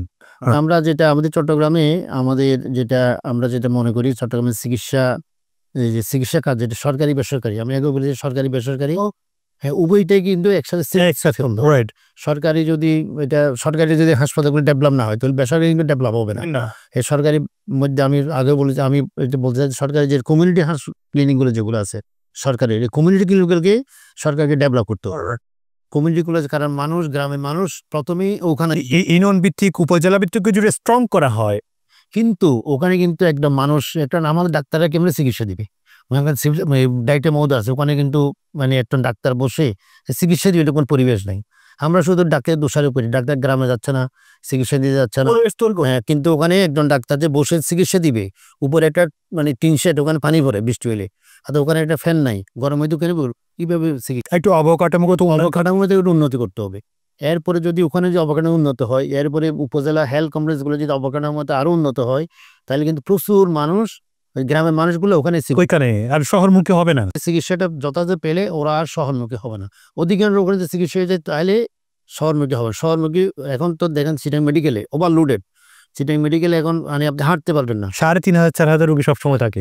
ওই চিটাং মেডিকেলে যতটুকু তার 4 গুণ রোগী থাকতেছে, তাহলে এখন ডাক্তাররা কেমনি চিকিৎসা দিবে? মানুষ আমরা ডাক্তাররা চিকিৎসা দিতে পারতেছে না, নার্সদের তো ওইরকম তো মেন পাওয়ার বাড়েনি সরকার 1000 মানুষের জন্য যে এখন আপনার সবকিছু 1000 মানুষের, কিন্তু খাবারও 1000 মানুষের, চিকিৎসা 1000 মানুষের, সবকিছু 1000 মানুষের, 1000 মানুষের 4000 মানুষের চিকিৎসা দিচ্ছে। তাহলে এইটার জন্য তখন এই চিকিৎসাটা কি মানুষের প্রপার চিকিৎসা পাচ্ছে না। উপজেলা ভিত্তিক হাসপাতালগুলোকে যদি শক্তিশালী করা হয়, সেক্ষেত্রে এই যে সিভিল সার্জন কার্যালয় বলেন, উপজেলা জেনারেল হাসপাতাল বলেন, এই জেনারেল হাসপাতাল বলেন, চট্টগ্রাম মেডিকেল হাসপাতাল, তাদের উপর রূপ চাপটা একটু কমে যাবে। সেই জায়গায় এখন আমরা আশাবাদী হচ্ছে কিনা? এটা আমরা একটু আশাবাদী, কারণ আমাদের বিশেষ করে চিটাঙের যে মাননীয় স্বাস্থ্য উপদেষ্টা বাড়িতে আমাদের এখানে প্রধান উপদেষ্টার বাড়ি ওখানে, আরো 3-4 জন উপদেষ্টার বাড়ি কিন্তু আমাদের চট্টগ্রামে। আমরা আশা করি ওনারা চিটাঙে দেখবেন নজর দিবে। কিছুদিন আগে একটা বাজেট হলো, সেই বাজেটের মধ্যে অর্ধেকের চেয়ে বেশি কিন্তু এই চট্টগ্রামের জন্য দিল। আমরা দেখছি যে আমাদের মাননীয় স্বাস্থ্য উপদেষ্টা মহোদয় উনি চিটাঙের আরো 2টা বড় হাসপাতাল করার জন্য অনেকগুলি জায়গায় ভিজিট করেছেন। একটা আমরা দেখি, একটা হচ্ছে উত্তর চট্টগ্রাম আর একটা দক্ষিণ চট্টগ্রাম। এগুলো যদি ওনারা থাকতে, কারণ ওই যে এটা ইন্টারিম গভর্নমেন্ট, এটা যদি ওনারা থাকতে, যদি এটা বৃত্তি প্রসাদ করে ফেলে, বাজেটটা পাস করে, তাহলে চিটাঙের অধিক উত্তর দিকে যে রোগীগুলো ওখানে চিকিৎসা করবে, আর চিটাং মেডিকেলে আসবে না। মানুষের একটা কথা চলে আসে যে প্রচুর অর্থ খরচ করতে হয় বেসরকারিভাবে। আসলে সাধারণ জনগণের ব্যাপারটা কি, যেহেতু আপনি একটা কথা বললেন যে আমাদের এই দেশটা গরিব রাষ্ট্র, গরিব দেশ, সবকিছু জিনিস চিন্তা করে আপনারা আসলে কাজ করছেন কিনা যারা রেজাউল করি? না, এটা আপনার কথাটা অবশ্যই, এটা গরিব দেশ, কারণ মানুষের ইয়াটা বেশি, আয় ক্ষমতা কম, এই জন্য এখানে আমাদেরকে ওইভাবে কিন্তু রেটগুলো করা। যেমন আমাদের কিন্তু আপনি দেখেন আমাদের যে টেস্টগুলা, এই যে উনি ভালো, আমাদের 12টা টেস্ট, এটা 2019 সালে টেস্ট সরকারিভাবে নির্ধারিত রেট করে দিচ্ছে উনি। এখন রেটগুলো বাড়েনি, কিন্তু 19 সালের পরে এই যে টেস্ট যদি রিয়েজেন্টগুলো, এগুলো প্রায় 5 বার রিয়েজেন্টের দাম বাড়েছে কোম্পানিগুলো। আমরা ওদেরকে এত বলার পরেও দামগুলো বাড়তেছে। সরকারি 19 সালের রেটটা এখন রেট কিন্তু আমাদের সমান, কিন্তু আমরা রেট বাড়াতে পারি না। কিন্তু এইটা এই রিয়েজেন্টের দাম বাড়ছে। আর ইকুইপমেন্টের ক্ষেত্রে দেখেন আপনি ইকুইপমেন্টগুলো এত হাইলি কস্ট, যেমন একটা এমআরআই মেশিনের দাম 20 কোটি টাকা, 20 কোটি টাকা। যে এমআরআই মেশিন দিয়ে আপনি চিটাঙের করতেছেন, একই এমআরআই আপনি সিঙ্গাপুর ব্যাংকক গেলে কিন্তু মেশিন একটাই, কিন্তু ওখানে কিন্তু একটা এমআরআই গুলো আপনার 1 লক্ষ টাকা যায়, আমাদের এখানে কোথায় 5, 6, 7 হাজার থেকে করতেছে। তাহলে কিন্তু রেট দামটা কোথায় বেশি? হয়তো মনে হচ্ছে আপনার অনেক বেশি, কিন্তু আসলে এটা বেশি না। মানে ওই এমআরআই আপনি দেখুন ইন্ডিয়াতে গেলে ওটা 20,000 টাকা যাচ্ছে, সিঙ্গাপুর ব্যাংকক গেলে প্রায় 1 লক্ষ টাকা যাচ্ছে। একটা সিটি স্ক্যান মেশিন মনে করেন প্রায় 8, 9, 10 কোটি টাকা। তাহলে একই মেশিন কিন্তু আপনি বাইরের দেশে, কিন্তু আমেরিকাতে যে সিটি স্ক্যান মেশিন আপনি চিনেন একই মেশিন, কিন্তু যে ডায়ালিসিস আমরা এখানে করি এই ডায়ালিসিস কিন্তু ওখানে একই। তাহলে জিনিসপত্র এটা মানুষের হয়তো মানুষ বলতেছে মনে করতেছে অনেক দাম বেশি, কিন্তু এটার ইকুইপমেন্টের যে দাম অলরেডি ডলারের দাম বাড়াতে, যে মেশিন আগে আমরা মনে করেন 50 লক্ষ টাকা দিয়ে কিনছি, এখন এই মেশিন 1 কোটি টাকা দিয়ে কিনছি। আবার এটা একটা লিমিটেড সময়ের মধ্যেও নষ্ট হয়ে যাচ্ছে, রিপেয়ার করতে হচ্ছে। না রিপেয়ার করতে এবং মেনটেন্যান্স চার্জ, রাইট, এটা নির্দিষ্ট সময় পর আবার মেনটেন্যান্স করতে হচ্ছে। মেনটেন্যান্স চার্জ নিচ্ছে প্রতি বছর বছর। এটা হচ্ছে সবচেয়ে বেশি যেটা আমি বলবো যে আমাদের দেশের এই যে সরকারের পক্ষ থেকে আমাদের একটু ছাড় দেওয়া দরকার হাসপাতালগুলোতে। যেমন এগুলো আমাদের ট্যাক্স বেট, এগুলো যদি আমরা সরকার যদি একটু মকুব করতো আমাদের ইকুইপমেন্ট আনার ক্ষেত্রে, তাহলে কিন্তু জনগণ অনেক বেশি উপকৃত হতো। এখন একটা মেশিনে অনেকগুলোতে প্রায় 50% ব্যাট ট্যাক্স আছে, অনেকগুলোতে 10%, 20% ট্যাক্স যদি মকুব করে, তাহলে কিন্তু তখন আমাদের ইকুইপমেন্ট কম দাম। সেই জায়গা থেকে সরকার থেকে আপনারা চান যে এটা একটু সংকুচন করা হোক, এটা যে 15% যেটা আছে 10% নিয়ে এরকম আপনারা চান তো? আসলে এবার বলেছি বিভিন্ন স্বাস্থ্য মন্ত্রণালয় বিভিন্ন জায়গায় যখন আমরা উদ্যোক্তন কর্তৃপক্ষের সাথে কথা হয়, এই ওনাদের আমরা এই আপিলটা করি আমাদের যাতে এটা আমাদের চিটাগাং না সারা বাংলাদেশে এটা করা হয়। চট্টগ্রামবাসীকে মাথায় রেখে, চট্টগ্রামের রুগীকে মাথায় রেখে, যাতে চট্টগ্রাম রুগীরা অন্য দেশে যাতে না যায়, পার্শ্ববর্তী দেশ ভারতে না যায়, সেই জায়গায় তাদেরকে মাথায় রেখে সরকারিভাবে বা সরকারি লোকদেরকে আপনি, সরকার যারা দায়িত্বশীল আছে তাদেরকে আপনি কি বলবেন? এবং সাধারণ জনগণ যারা আসলে আমাদের চট্টগ্রামের সেবা না নিয়ে দেশের বাইরে প্রতিনিয়ত যাচ্ছে, যাওয়ার প্রতিজ্ঞায়, তাদের উদ্দেশ্যে কি হবে আপনার বক্তব্য? সাধারণ জনগণ আসলে আমাদের যে বিদেশ যাওয়ার যেটা প্রবণতা, এটা অনেকটা কিন্তু আমাদের যে আস্থার অভাব, অনেকগুলো আস্থার অভাবের কারণে মানুষ বিদেশ যাচ্ছে। এখন কিন্তু এটা অনেক কমে গেছে কিন্তু বিদেশ যাওয়ার, কারণ আমাদের চিটাঙে অনেক কমছে। কারণ আপনারা চিটাঙের মানে আমাদের চিটাঙে যে আগে হার্টের চিকিৎসার জন্য মানুষ বিদেশ যেত, এখন চট্টগ্রামে কিন্তু হার্টের সব চিকিৎসাগুলো হচ্ছে। হার্টের প্রতি অনেকগুলো প্রায় 8 থেকে 10 ইতিমধ্যে কিন্তু ভালো ভালো হাসপাতাল কিন্তু আমাদের চট্টগ্রামে হয়েছে। সেন্টারে এখন হার্টের এই যে ক্যাথল্যাব আছে, প্রায় 4-5টা সেন্টারে হার্টের সার্জারি হচ্ছে। সেরকম বাইরে যাওয়ার কোনো প্রয়োজন নেই, এবং এগুলো ভালো ভালো কাজ হচ্ছে। এবং এই পর্যন্ত আপনি দেখেন কয়জন রোগী এরকম খারাপ হয়েছে এই বছরের মধ্যে, কয়জন রোগী মারা গেছে কার্ডিয়াক প্রবলেম। এই যে ভারত থেকে যে একটা ভিসা রেস্ট্রিকশন করছে, আসলে অনেকে যে যেতে পারছে না, কিন্তু মৃত্যু হার তো ওরকম বাড়া যায় না, মৃত্যুহার কোনো মতেই নেই। যেগুলো মারা যাচ্ছে কোমরবিডিটি, একটা হার্টের রোগী যখন অপারেশন করতে, হয়তো কিডনির সমস্যা আছে, ক্যান্সারের রোগী। এক কথা আমাদের কিডনি ক্যান্সার বলেন, অর্থোপেডিক্স বলেন, ভালো ভালো কিন্তু ট্রিটমেন্ট কিন্তু আমাদের চট্টগ্রামে হচ্ছে। যে আমি বলবো যে আপনারা আস্থা নিয়ে যদি আমরা থাকি, তাইলে কিন্তু রোগীরা এখানে সব চিকিৎসা এখানে হচ্ছে, বাইরে যাওয়ার কোনো প্রয়োজন নেই। এটা আমি এবং সরকার থেকে আমরা আশা করবো যে সরকারিভাবে যাতে এই অ্যাওয়ারনেসটা করে, এবং অ্যাওয়ারনেস করতে সরকারি বিভিন্ন প্রচার মাধ্যম আছে, ওখানে বলতে হবে যে আপনারা এই যে এই চিকিৎসাগুলো দেশে নেন এবং দেশের মধ্যে কি আমাদের কিন্তু চিকিৎসকেরা এবং অনেক কিন্তু কোয়ালিফাইড, আমাদের ইকুইপমেন্ট এখন কিন্তু ভালো আছে, আমাদের নার্সের অনেক কোয়ালিফাইড, কিন্তু মানুষের হয়তো আস্থার অভাবের কারণে এই কথাগুলো বলে। কারণ আমাদের দেশটা কিন্তু গরিব, আমি যতই বলি গরিব দেশ, এবং আমাদের প্রচুর ম্যান পাওয়ার, খুব প্রচুর রুগী, যার কারণে অতগুলো কিন্তু হাসপাতাল হয়নি। এই জন্য একটা ডাক্তারের উপর প্রচুর রুগীর চাপ থাকে, প্রেশার থাকে। ওই প্রেশারের কারণে ডাক্তার হয়তো ওই যে রুগীরা যেটা ইয়া করতেছে আকাঙ্ক্ষা রুগীর, ওইটা কিন্তু দিতে পারতেছে না। তো চিকিৎসকের প্রতি আমার পরামর্শ হচ্ছে একটা রুগীকে আমরা যত্ন করে দেখি, রুগীদের সাথে কাউন্সিলিং করি, সুন্দর করে কথা বলি, একটা হাসি দিয়ে কথা বলি, রুগীদের আমরা এই যে এমপ্যাথি, রুগীটাকে যাতে আমি রোগটা যদি আমার নিজের হইলে আমি কিভাবে চিকিৎসা নিব, ওইটা যদি রুগীরা ওইভাবে যদি অ্যাপ্রোচটা করি, রোগটা মানে আমার নিজের হইলে আমি কিভাবে চিকিৎসা নিতাম, কি করতাম, ওইভাবে রুগীটা অ্যাপ্রোচ করি, তো রুগীরা আমাদের উপর আরো আস্থা পারবে, আস্থার সংকট হবে না, তখন কিন্তু অটোমেটিক দেশের মধ্যে চিকিৎসাটা হবে। রাঙ্গুনিয়ার স্বাস্থ্য খাত নিয়ে আগে মূল জায়গায় আপনার ঘরটা তো আপনি ঠিক করবেন, সে জায়গায় রাঙ্গুনিয়ার স্বাস্থ্য খাত নিয়ে আপনার চিন্তা ভাবনা কি কাজ করলেন রাঙ্গুনিয়ার জন্য? আসলে যখন এই রাঙ্গুনিয়ার কথা বলতে গেলে আমি এই যে বিশেষ করে গত কোভিড পরিস্থিতি আমি বলি, গত কোভিড যখন শুরু হয় তখন ব্যাপক আকার ধারণ করে আমাদের সারা দেশের মতো আমাদের রাঙ্গুনিয়াতেও কিন্তু প্রচুর মানুষ কোভিডে আক্রান্ত হয়। কোভিড আক্রান্ত যখন এই যে রাঙ্গুনিয়ার, বিশেষ করে রাঙ্গুনিয়া যেটা বড় হাসপাতাল, সরকারি হাসপাতাল যেটা রাঙ্গুনিয়া উপজেলা স্বাস্থ্য কমপ্লেক্স, যেটা হেলথ কমপ্লেক্স, ওটাতে কিন্তু আমি আমার নিজের উদ্যোগে ওখানে একটা এই যে সেন্ট্রাল অক্সিজেন দিই অনেক করোনার সময় কোভিডের সময় মিনি পুল সহ সেন্ট্রাল যে সাপ্লাই করা হয় এবং এটা করে সেন্ট্রাল লাইন দেওয়া হয় প্রতিটা বেডে বেডে। এটি কিন্তু এখনো পর্যন্ত যেটা আছে এটা কার্য সচল আছে। এরপরে রাঙ্গুনিয়া যেটা সরকারি হাসপাতালে আমরা এখন আবার আমি যেহেতু ইন্টারিম গভর্নমেন্ট, এখন পলিটিক্যাল প্রেশার কম, আমরা রিসেন্টলি আমরা এই বর্তমান সিভিল জাজ মহোদয় সহ আমাদের বিভাগীয় স্বাস্থ্য পরিচালক ওনাদের পরামর্শ নিয়ে ওখানে আমরা এই যে এখানে কিন্তু একটা ডেভেলপমেন্ট আমরা চেষ্টা করি এবং ইতিমধ্যে অনেকগুলো কিন্তু মেশিনপত্র ওখানে আসে নতুন, একেবারে অ্যানেস্থেসিয়া মেশিন, তারপরে এই যে x ray machine, anaesthesia machine, OT table, এরকম অনেকগুলো মেশিন আসে। এগুলো কিন্তু আমরাও যে চেষ্টা করেছি এগুলো আসার জন্য আমরা ওনাদের সরকারকে প্রেশার দিয়ে ওগুলো আসছে, এগুলো সংযোজন হচ্ছে, এগুলোর মাধ্যমে রাঙ্গুনিয়াগুলো কিন্তু উপকৃত হচ্ছে সরকার। বেসরকারিভাবে বলতে গেলে রাঙ্গুনিয়াতে অনেকে জানে, রাঙ্গুনিয়াতে আমরা একটা হেলথ কমপ্লেক্স আছে, আমাদের একটা বড় একটা হাসপাতাল, প্রাইভেট হাসপাতাল। এটা কিন্তু রাঙ্গুনিয়া যে চন্দ্রকোনাতে আছে, রাঙ্গুনিয়া প্রপার জায়গায়, এটা আমরা 2011 সাল দিয়ে প্রতিষ্ঠা করি এবং এটা কোভিডে কিন্তু এটা এত বেশি জনগণদের সেবা দিছে। আপনি রাঙ্গুনিয়ার বলতে গেলে রাঙ্গুনিয়ার জন্য এটা একটা কোভিড হাসপাতাল ছিল, কোভিডের সময়টা প্রচুর জনগণ সেবা, যেমন ভালোভাবেই রোগীরা এখন কি সারা পাচ্ছেন ওই হাসপাতালে, এখন কি সারা সেবা পাচ্ছে এবং এটা অনেকটা করে বলতে গেলে খুব অল্প মূল্যে লো কস্ট একটা হাসপাতাল। এটা থেকে লাভজনক প্রতিষ্ঠান না, এটা কিন্তু এখানে রাঙ্গুনিয়ার রোগীরা কিন্তু প্রচুর এখানে সেবা নিচ্ছে এবং রাঙ্গুনিয়ার বলতে গেলে হাসপাতাল করার উদ্দেশ্য কি ছিল আপনার? রাঙ্গুনিয়া হাসপাতাল করার উদ্দেশ্য হচ্ছে আমি যে রাঙ্গুনিয়ার সন্তান, ওখানে মানুষের একটু জনসাধারণের সেবা দেবো আর কিছু না।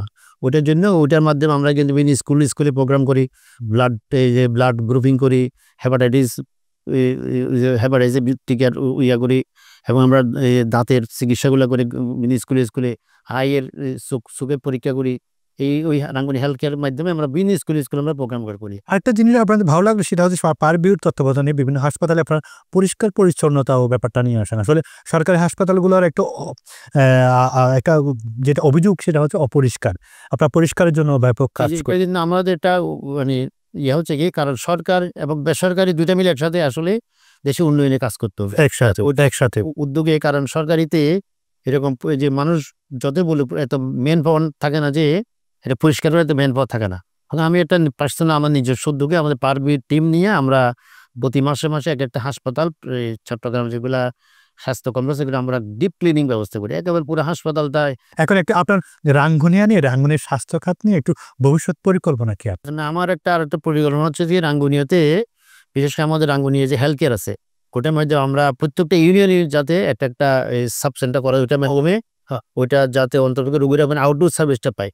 আমাদের টার্গেট হচ্ছে খুব দ্রুত আমি কয়েকটা চট্টগ্রামে উত্তর রাঙ্গুনিয়ার দিকে করবো, দক্ষিণ রাঙ্গুনিয়ার দিকে আরো 2-3টা সাব সেন্টার করে ওরা ওই হেলথ কেয়ারের মাধ্যমে ওখানে ডাক্তার যাবে।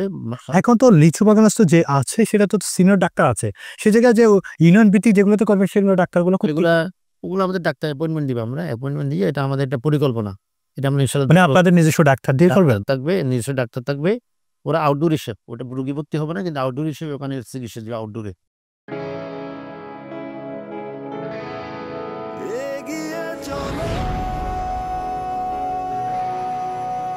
পাল্টে যাচ্ছে প্রতিদিন, জলে কিংবা স্থলে প্রবল সম্ভাবনায়, ঊর্ধ্বপানে নির্ভাবনায়।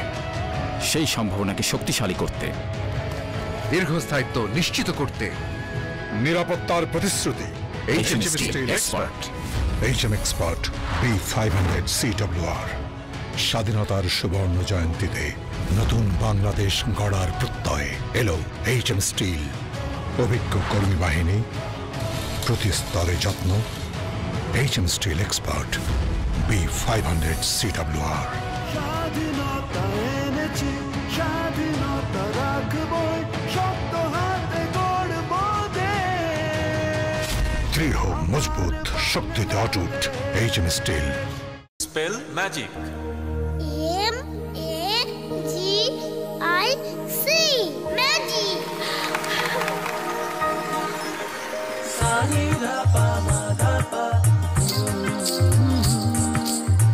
সুস্বাদু পুষ্টিকর কিশোর নুডলস একমাত্র নুডলস যা পরিবারের সুষম খাদ্য নিশ্চিত করে আর নিশ্চিত করে আপনার বেড়ে ওঠা সন্তানের সুন্দর ভবিষ্যৎ। Kishwan noodles, moms magic.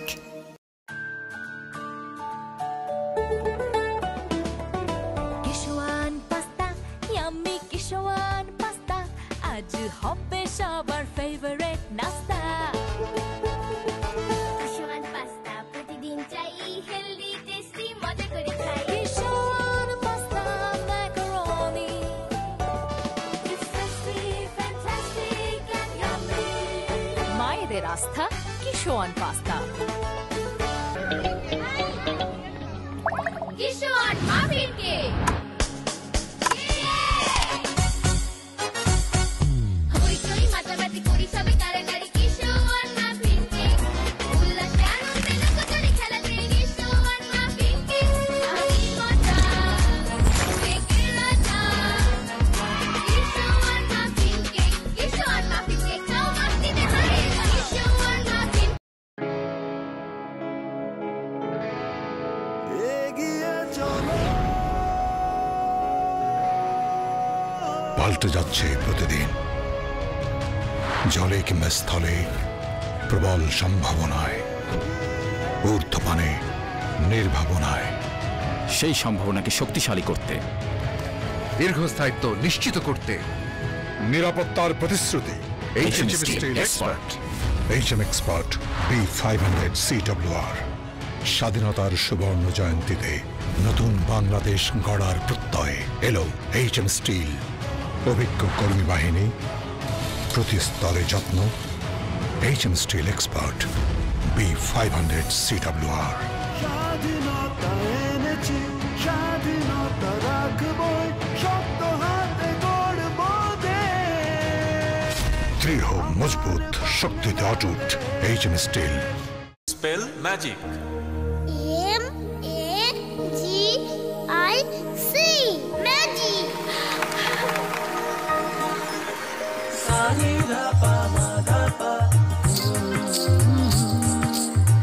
সুস্বাদু পুষ্টিকর কিশোয়ান নুডলস, একমাত্র নুডলস যা পরিবারের সুষম খাদ্য নিশ্চিত করে আর নিশ্চিত করে আপনার বেড়ে ওঠা সন্তানের সুন্দর ভবিষ্যৎ। Kishwan noodles, moms magic.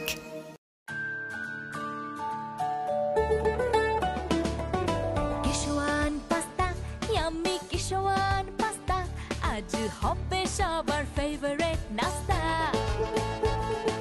Kishwan pasta প্রতিদিন চাই, হেলদি টেস্টি মজা করে খাই। Kishwan pasta macaroni, It's tasty, fantastic and yummy. মায়েদের আস্থা Kishwan pasta. Kishwan muffin cake. হইচই মাতামাতি করি সবে কারাকারি, কিশোয়ান মাফিন কেক। উল্লাসে আনন্দে লুকোচুরি খেলাতে, কিশোয়ান মাফিন কেক। আমি মজা, কেকের রাজা। কিশোয়ান মাফিন কেক, কিশোয়ান মাফিন কেক, খাও মাস্তিতে হারিয়ে যাও। কিশোয়ান মাফিন। অসংখ্য ধন্যবাদ ডাক্তার রেজাউল করিম। আমরা আসি ডক্টর অনসুপ্রু মার্মা, আপনি বিভাগীয় প্রধান হিসেবে আছেন চট্টগ্রাম। একটা সমস্যা, চট্টগ্রামের স্বাস্থ্যখাত একটু হামাগুড়িয়ে দিয়ে যাচ্ছিলেন। আসলে একটা সময় আপনার জায়গায় যারা দায়িত্ব পালন করতো, সিভিল সার্জন বলেন, বিভাগীয় স্বাস্থ্য প্রধান বলেন, অনেক সংকটের মধ্যে, অনেক রাজনৈতিক প্রভাবের মধ্যে দিয়ে যেতে হয়েছিল। সেই জায়গায় এখন আপনি কি করছেন জনাব অনসুপ্রু মার্মা? আমি ওই কথাটা স্মরণ করে জন্য ধন্যবাদ।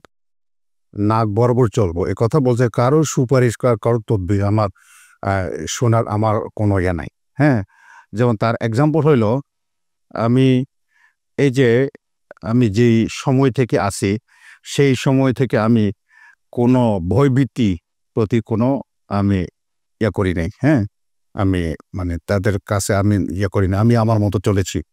একই কি তার এক্সাম্পল হইল, আমি চিন্তা করলাম আমাদের স্টাফ মাঠ পর্যায়ে স্টাফরা 30 বছর 25 বছর তো প্রমোশন পায়নি, তাদের ডিপিসি আমি 7টি জেলার ডিপিসি সম্পন্ন করেছি এবং নিয়োগ প্রক্রিয়া শুরু করেছি।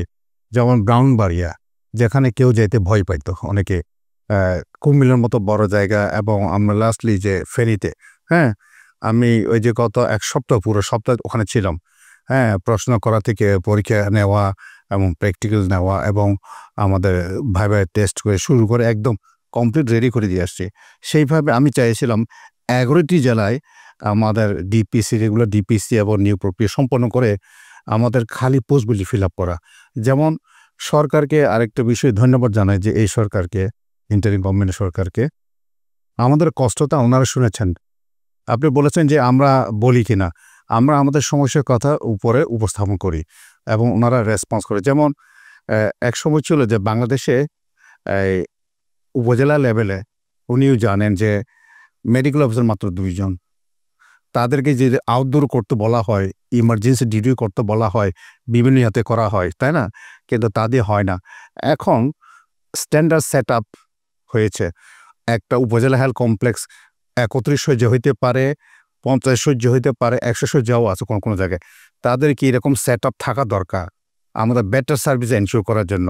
সেই সব করার জন্য অলরেডি আমরা একটা প্রক্রিয়া করে মিনিস্ট্রিতে করে সামনে ডাক্তার অনেক খালি পোস্ট ক্রিয়েট করে যে সব জায়গায় সেই সব জায়গায় ডাক্তার পদের ব্যবস্থা করা হচ্ছে ডাক্তারের ক্ষেত্রে।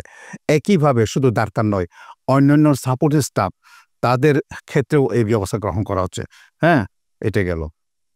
তারপরে ডাক্তারদের মধ্যে অনেকজনের একটা ইয়ে ছিল যে আমাদের পদোন্নতি নাই বা কোনো ফিল্ড উঁচু লেভেলে যেতে পারে না, এইসব বিষয়ে সুপার নিউমারি পোস্ট ক্রিয়েট করে সামনে ডেপুটি ডাইরেক্টর এইভাবে প্রায় 300-400 মতো ডাক্তার পোস্ট ক্রিয়েট করা হবে।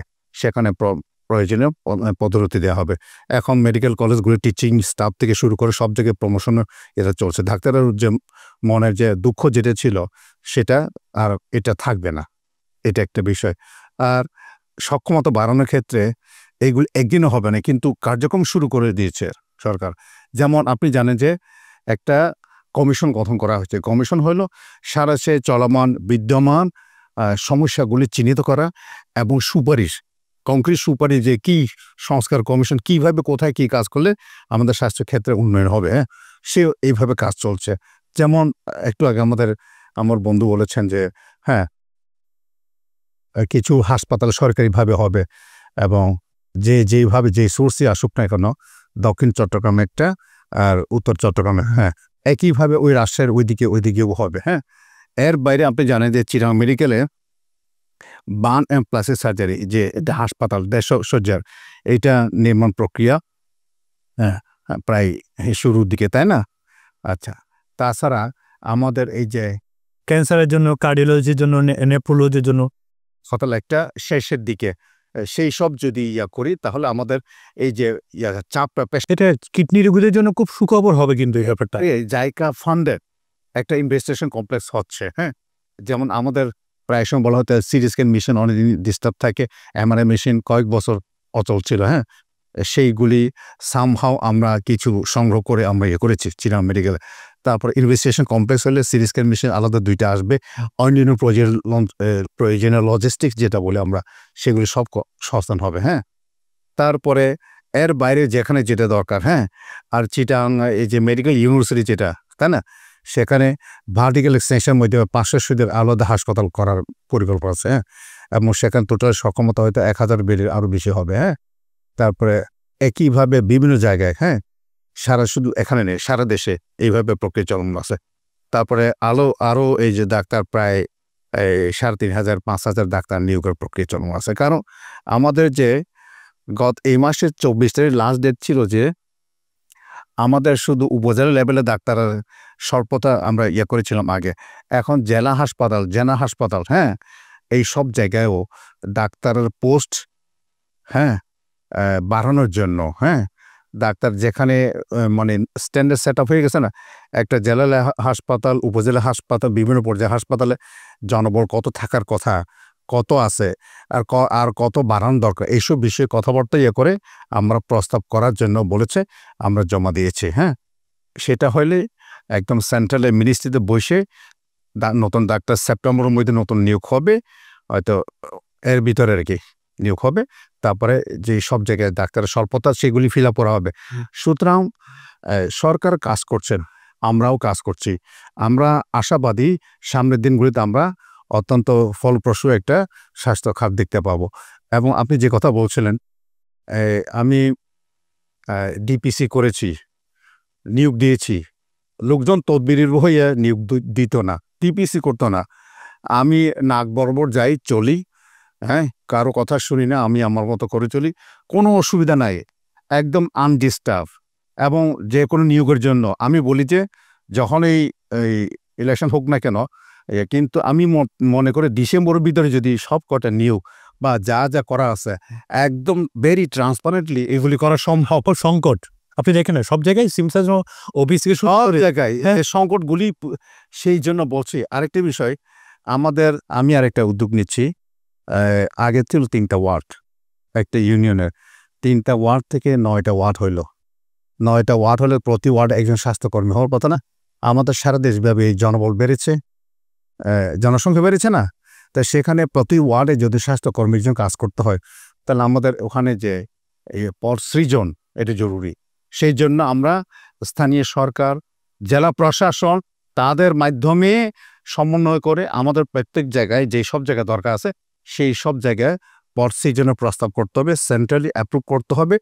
তা যদি হয় তাহলে আমরা প্রশাসন অনুমোদন যদি হয় প্রত্যেকটি ওয়ার্ডে আমরা জনবল দিতে পারবো, আমরা বেটার সার্ভিস দিতে পারবো। প্রতিটা ইউনিয়নের যে উপজেলা হাসপাতাল বলে, ইউনিয়ন হাসপাতাল বলে, খুবই জরাজীর্ণ। আসলে ভালো ডাক্তার ওখানে যেতে চায় না বা ডাক্তার যেতে চায় না।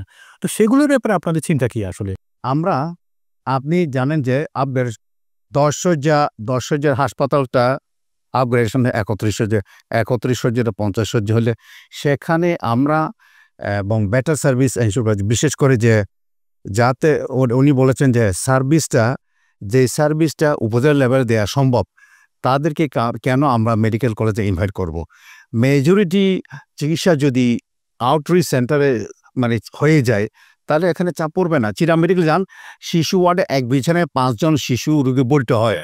আপনি অর্থোপেডিক্স ওয়ার্ডে যান, দেখি যে সিট নাই, ফ্লোরিংও জায়গা নাই, এবং বাইরে গেটের খুবই নাজুক অবস্থা, তাই না? আমরা যে পেশেন্টগুলি উপজেলা লেভেলে চিকিৎসা করা সম্ভব, ম্যানেজ করা সম্ভব, জেলা লেভেলে ম্যানেজ করা সম্ভব, তাহলে তাদেরকে এখানে আসতে হবে না। সুতরাং আমাদের লোকাল লেভেলে সেই জায়গায় আপনাদের প্রস্তুতি আছে কিনা? প্রস্তুতির জন্য সরকার উদ্যোগ নিচ্ছে।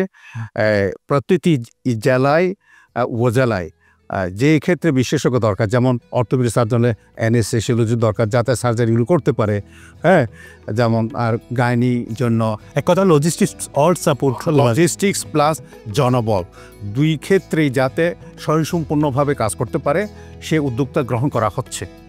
এবং এটাকে অতি শীঘ্রই আমরা দেখতে পাচ্ছি কিনা? অবশ্যই। আমি যদি মনে করি, যদি আপনি ডিসেম্বরের ভিতরে দেখতে পারেন চেঞ্জটা, কারণ এর সব কিছু প্রকৃত সংস্কার কমিশন জমা দিয়েছে, তারপরে সরকার উদ্যোগ নিচ্ছে এবং পিএসসিকে নির্দেশনা দেওয়া হয়েছে কতজন জনগণ নেবে না নেবে সব কিছু। এবং শুধু তাই নয়, আপনি একটু আগে বলেছিলেন যে হেলথের বাজেট তো বাড়ি দেওয়ার জন্য প্রস্তাব করা হয়েছে। যদি বাড়ে আমাদের সব দিকে সক্ষমতা পারবে, এবং অবশ্যই সারা দেশের মতো আমাদের দেশে বিশেষ করে চিটাগাং ডিভিশনে আমরা দৃশ্যমান চেঞ্জ দেখতে পারবো বলে। অসংখ্য ধন্যবাদ জনাব ডক্টর অনসুর প্রমার। আপনি সরকারি প্রতিনিধি হিসেবে কাজ করছেন এবং খুব সুন্দর করে সরকারি উন্নয়নটুকু, সরকারি কর্মপরিকল্পনাটুকু আপনি সুন্দর করে ব্যাখ্যা দিয়েছেন। আপনাকে অসংখ্য ধন্যবাদ। জনাব ডক্টর রেজাউল করিম, আপনি বেসরকারি খাত আপনারা যে কীভাবে কাজ করছেন তা খুব সুন্দর করে কথা বললেন, এবং করোনা নিয়ে আপনাদের প্রস্তুতি নিয়েও খুব সুন্দর করে আপনি ব্যাখ্যা দিচ্ছেন। আপনাকে অসংখ্য ধন্যবাদ। অশেষ ধন্যবাদ। সুপ্রিয় দর্শক, আপনারা সকলে জানেন এই চট্টগ্রাম এক্সপ্রেসের মাধ্যমে আমরা আলোচনা করি চট্টগ্রাম উন্নয়ন সমস্যা এবং সম্ভাবনা নিয়ে। তার পাশাপাশি রাষ্ট্রের খুবই গুরুত্বপূর্ণ একটি খাত স্বাস্থ্য খাত। এই স্বাস্থ্য খাত আসলে কী অবস্থা আছে আমরা তা নিয়ে ব্যাপক আলোচনা করেছি। পাশাপাশি 3টি সংক্রামক রোগ, 1 নম্বরে করোনা, এই করোনা নিয়ে প্রস্তুতি কীরকম, ডেঙ্গু এবং চিকুনগুনিয়া তা নিয়েও আলোচনা করেছি। সরকারিভাবে কী প্রস্তুতি আছে তা নিয়েও আমরা ব্যাপক আলোচনা করেছি। পাশাপাশি বেসরকারি খাত, বেসরকারি হাসপাতাল আমাদের চট্টগ্রামে অনেক আছে, প্রচুর আছে, এবং তারা কীভাবে কাজটু করে যাচ্ছে তা নিয়েও আজ আমরা ব্যাপক আলোচনা করেছি। আগামী পর্ব দেখবার আমন্ত্রণ জানিয়ে শেষ করছি আপনাদের সকলের প্রিয় অনুষ্ঠান চট্টগ্রাম এক্সপ্রেস। এ পর্যন্ত ভালো থাকুন, সুস্থ থাকুন, আল্লাহ হাফেজ।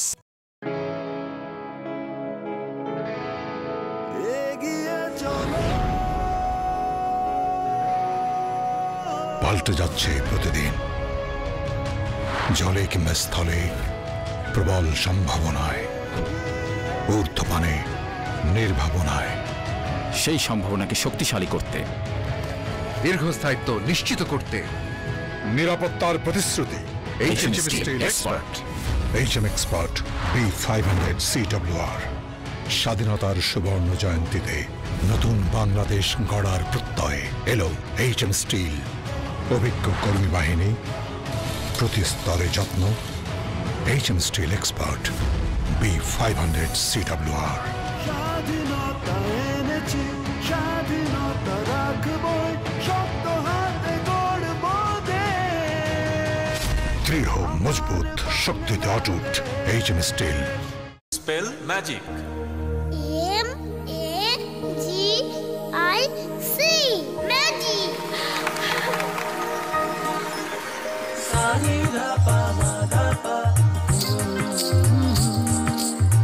সুস্বাদু পুষ্টিকর কিশোর নুডলস একমাত্র নুডলস যা পরিবারের সুষম খাদ্য নিশ্চিত করে আর নিশ্চিত করে আপনার বেড়ে ওঠা সন্তানের সুন্দর ভবিষ্যৎ। Kishwan noodles, moms magic.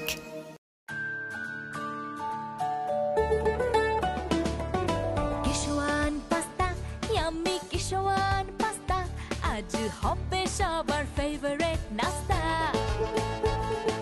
Kishwan pasta প্রতিদিন চাই, হেলদি টেস্টি মজা করে খাই। Kishwan pasta macaroni, It's tasty, fantastic and yummy. মায়েদের আস্থা Kishwan pasta. Kishwan muffin cake. হইচই মাতামাতি করি সবে কারাকারি, কিশোয়ান মাফিন কেক। উল্লাসে আনন্দে লোক করে খেলাতে, কিশোয়ান মাফিন কেক। আমি মজা, কেকের রাজা। কিশোয়ান মাফিন কেক, কিশোয়ান মাফিন কেক, খাও মাস্তিতে হারে। কিশোয়ান মাফিন। এগিয়ে চলো, পাল্টে যাচ্ছে প্রতিদিন। জলে কিংবা স্থলে, প্রবল সম্ভাবনায়, ঊর্ধ্বপানে, নির্ভাবনায়। সেই সম্ভাবনাকে শক্তিশালী করতে, দীর্ঘস্থায়িত্ব নিশ্চিত করতে। নিরাপত্তার প্রতিশ্রুতি। HM steel expert. HM expert B500 CWR। স্বাধীনতার সুবর্ণ জয়ন্তীতে নতুন বাংলাদেশ গড়ার প্রত্যয় এলো এইচএম স্টিল।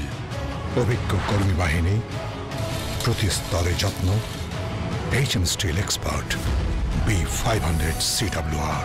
স্বাধীনতা এনেছি, স্বাধীনতা রাখবই, শক্ত হাতে গড়ব দেশ। দৃঢ়, মজবুত, শক্তিতে অটুট। HM steel. Spell magic.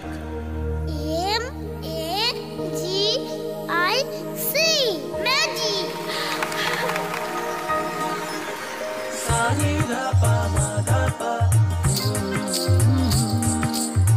সুস্বাদু পুষ্টিকর কিশোর নুডলস একমাত্র নুডলস যা পরিবারের সুষম খাদ্য নিশ্চিত করে আর নিশ্চিত করে আপনার বেড়ে ওঠা সন্তানের সুন্দর ভবিষ্যৎ।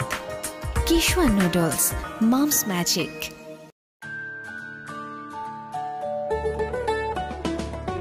কিশোয়ান পাস্তা, ইয়াম্মি কিশোয়ান পাস্তা, আজ হবে সবার ফেভারিট নাস্তা। কিশোয়ান পাস্তা প্রতিদিন চাই, হেলদি টেস্টি মজা করে খাই। Kishwan pasta macaroni, It's tasty, fantastic and yummy. মায়েদের আস্থা কিশোয়ান পাস্তা।